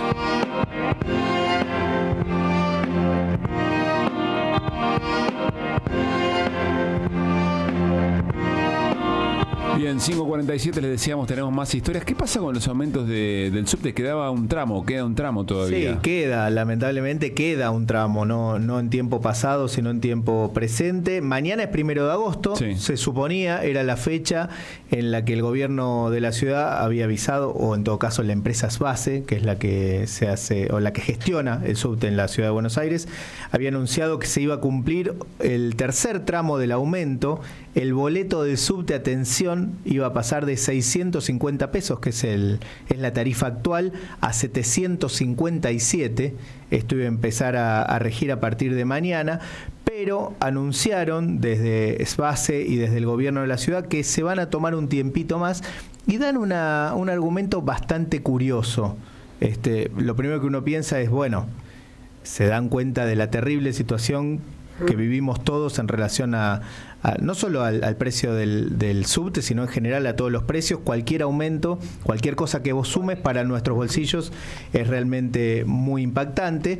Pero no, el argumento no tiene que ver con eso. Anuncian que van a trasladar el día del aumento al 1 de octubre, es decir, de 650 se va a ir a 757 el 1 de octubre, pero no para paliar un poco lo que nos está pasando con la economía, sino para ayornar, modernizar todo lo que tiene que ver con la implementación informática de la tarjeta. Van a cambiar el sistema, dicen, no solo se trata de adecuar el precio de manera electrónica, sino que van a reemplazar el subtepass actual por otro sistema de contactless, que es el sistema de apoyar, básicamente, de apoyar una tarjeta sobre algún tipo de reconocimiento electrónico, como puede ser la tarjeta de crédito. Hoy también ocurre con la tarjeta del subte, pero bueno, están anunciando algún tipo de modificación que todavía no trascendió. Bueno, perdón, podrían hacer el aumento y después hacer la modificación. No, o podrían haber trabajado en eso todo este tiempo también, si fuera ese el tema. Está bien, quizás lo que está diciendo es...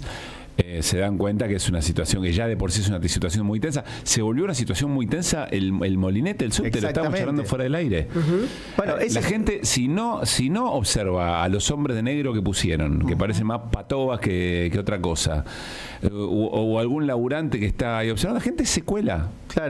Cuela. Claro, por eso no hacen referencia a ninguna situación que tenga que ver con la economía, ni a esa situación de que la gente no puede pagar directamente la tarifa del subte, sino que lo adjudican a algún tema informático o tecnológico. Es tremendo ver personas que no pueden pagar tratando de charlar con esas personas, o personas mayores, jubilados, jubiladas, que le dicen no anda y no me puede cargar, y lo que le está pidiendo en realidad es que lo deje pasar. Es dramático. Sí, o encarando las puertitas del costado y diciendo voy a pasar por acá. Pues hay gente que están esos monstruos ahí enfrente con una cara de muy pocos amigos y muy pocos amigos de la sensibilidad, no los que pusieron los muchachos, claro. Los patovicas de traje negro, de traje negro, sobre todo negro, frente a los molinetes con una actitud que es para atemorizar. Sí, si no son ellos es la policía o incluso, como decía Pablo, algún empleado del subte al cual ponen a cumplir esa tarea, terrible tarea, me imagino, para cualquiera de ellos, incluido para el hombre de traje negro también. Los laburantes tienen que generar más empatía que cualquiera de estos tipos que están. Bueno, en definitiva la noticia es que el subte no aumenta mañana, sino que será el 1 de octubre y va a pasar como tercer tramo ya anunciado el aumento a 757 pesos. Gracias, Luis Pá. Ideas en el teatro. Jorge Dubati. Que vuelvan las ideas. Ideas en el teatro. Dubati. Hola Jorge, ¿cómo te va? Muy buenas tardes. Hola Pablo, hola equipo, ¿cómo andan? ¿De vuelta en la Argentina? Señor, ya estamos regresados y muy felices, porque vos sabés que me llegó ayer la noticia de una distinción de Argentores. Muy contento, che. Muy bien. Felicitaciones. ¿De qué se trata? ¿Podés dar más detalles? Feliz. Mirá, se dan los premios Argentores todos los años. Y bueno, este año la sorpresa es que me dieron la distinción por lo que venimos trabajando en todos estos años sobre dramaturgia argentina. El premio es por la difusión de la dramaturgia. Vos sabés que a mí me interesa mucho la edición y la publicación de lo que serían libros de teatro, ¿no? Sí, claro. Realmente desde los 90 estamos con esto y es una pasión verdaderamente. Así que quería agradecer públicamente a Argentores por esta distinción, que por supuesto de ninguna manera merecida, sino fruto de la generosidad de la institución. Bueno, ¿no? Algo tuviste que ver, seguramente. Nuestra felicitación, reconocimiento y orgullo, Jorge. Muchas gracias, viejo, muchas gracias. Una gran alegría, parece que se entrega en Argentores el 9 de septiembre, así que bueno. Muy contento, che, muy contento. Si hay que llevar hinchada, vos avisá nada más. Ahí estaremos. Bueno, Jorge, a ver, ¿qué recomendaciones tenés para estos días? Mira, son muchas cosas, porque por suerte el campo teatral no para, incluso con deslizamientos hacia otras prácticas artísticas, ¿no? En este caso, el jueves se está estrenando la película Imprenteros, que es la película basada en la obra de teatro, el biodrama que escribió y dirigió Lorena Vega. Así que es gran acontecimiento porque, bueno, la obra de teatro empezó en el Rojas con un perfil muy bajo, 4 funciones, y llegó para quedarse, ¿no? Y luego fue muestra de fotografía, y luego pasó a hacer un libro bellísimamente editado desde Córdoba, ¿no? Por Documenta, y luego película, ¿no? Así que este jueves empieza a presentarse la película Imprenteros, dirigida por Lorena Vega y Gonzalo Javier Zapico, que es el esposo de la pareja de Lorena, con quien ya filmaron, entre otros trabajos, la película El Bosque de los Perros, protagonizada por Lorena. Así que gran expectativa. La película se va a presentar primero, se va a estar presentando en el Malva, y en paralelo en la sala Leopoldo Lugones del Complejo Teatral de Buenos Aires, ¿no? Allí en el Teatro San Martín. Así que gran acontecimiento, creemos, de estos derivados, podríamos decirlo así, de uno de los acontecimientos teatrales más importantes que ha tenido la temporada teatral en los últimos años.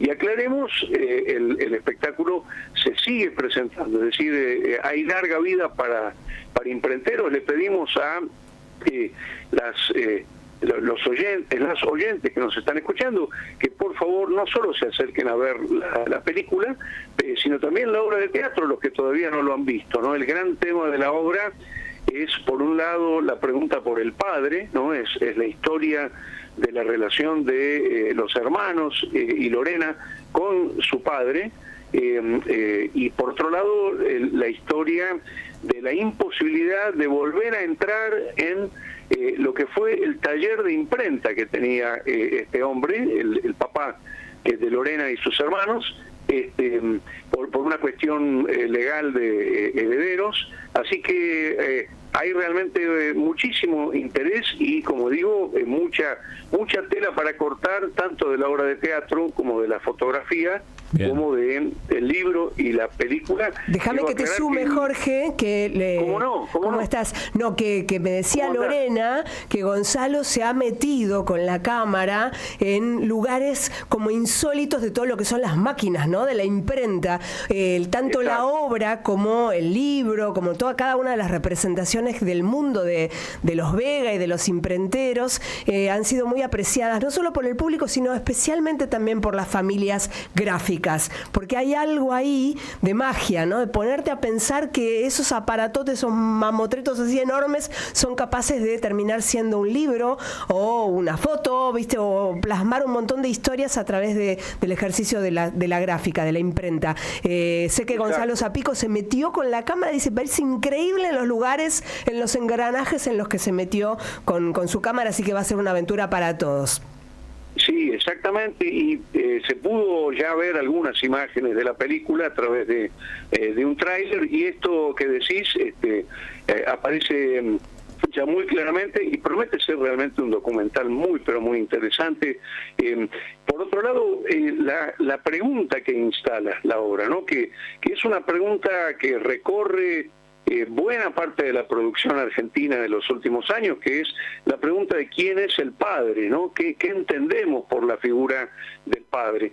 Está claro que, por ejemplo, cuando Shakespeare habla de la imagen del padre o quién era el padre, no sé, en Hamlet, por ejemplo, el fantasma del padre que regresa, no está diciendo exactamente lo mismo que dice Lorena Vega hoy o que dice Lola Arias en Mi vida después o Albertina Carri en Los rubios, ¿no?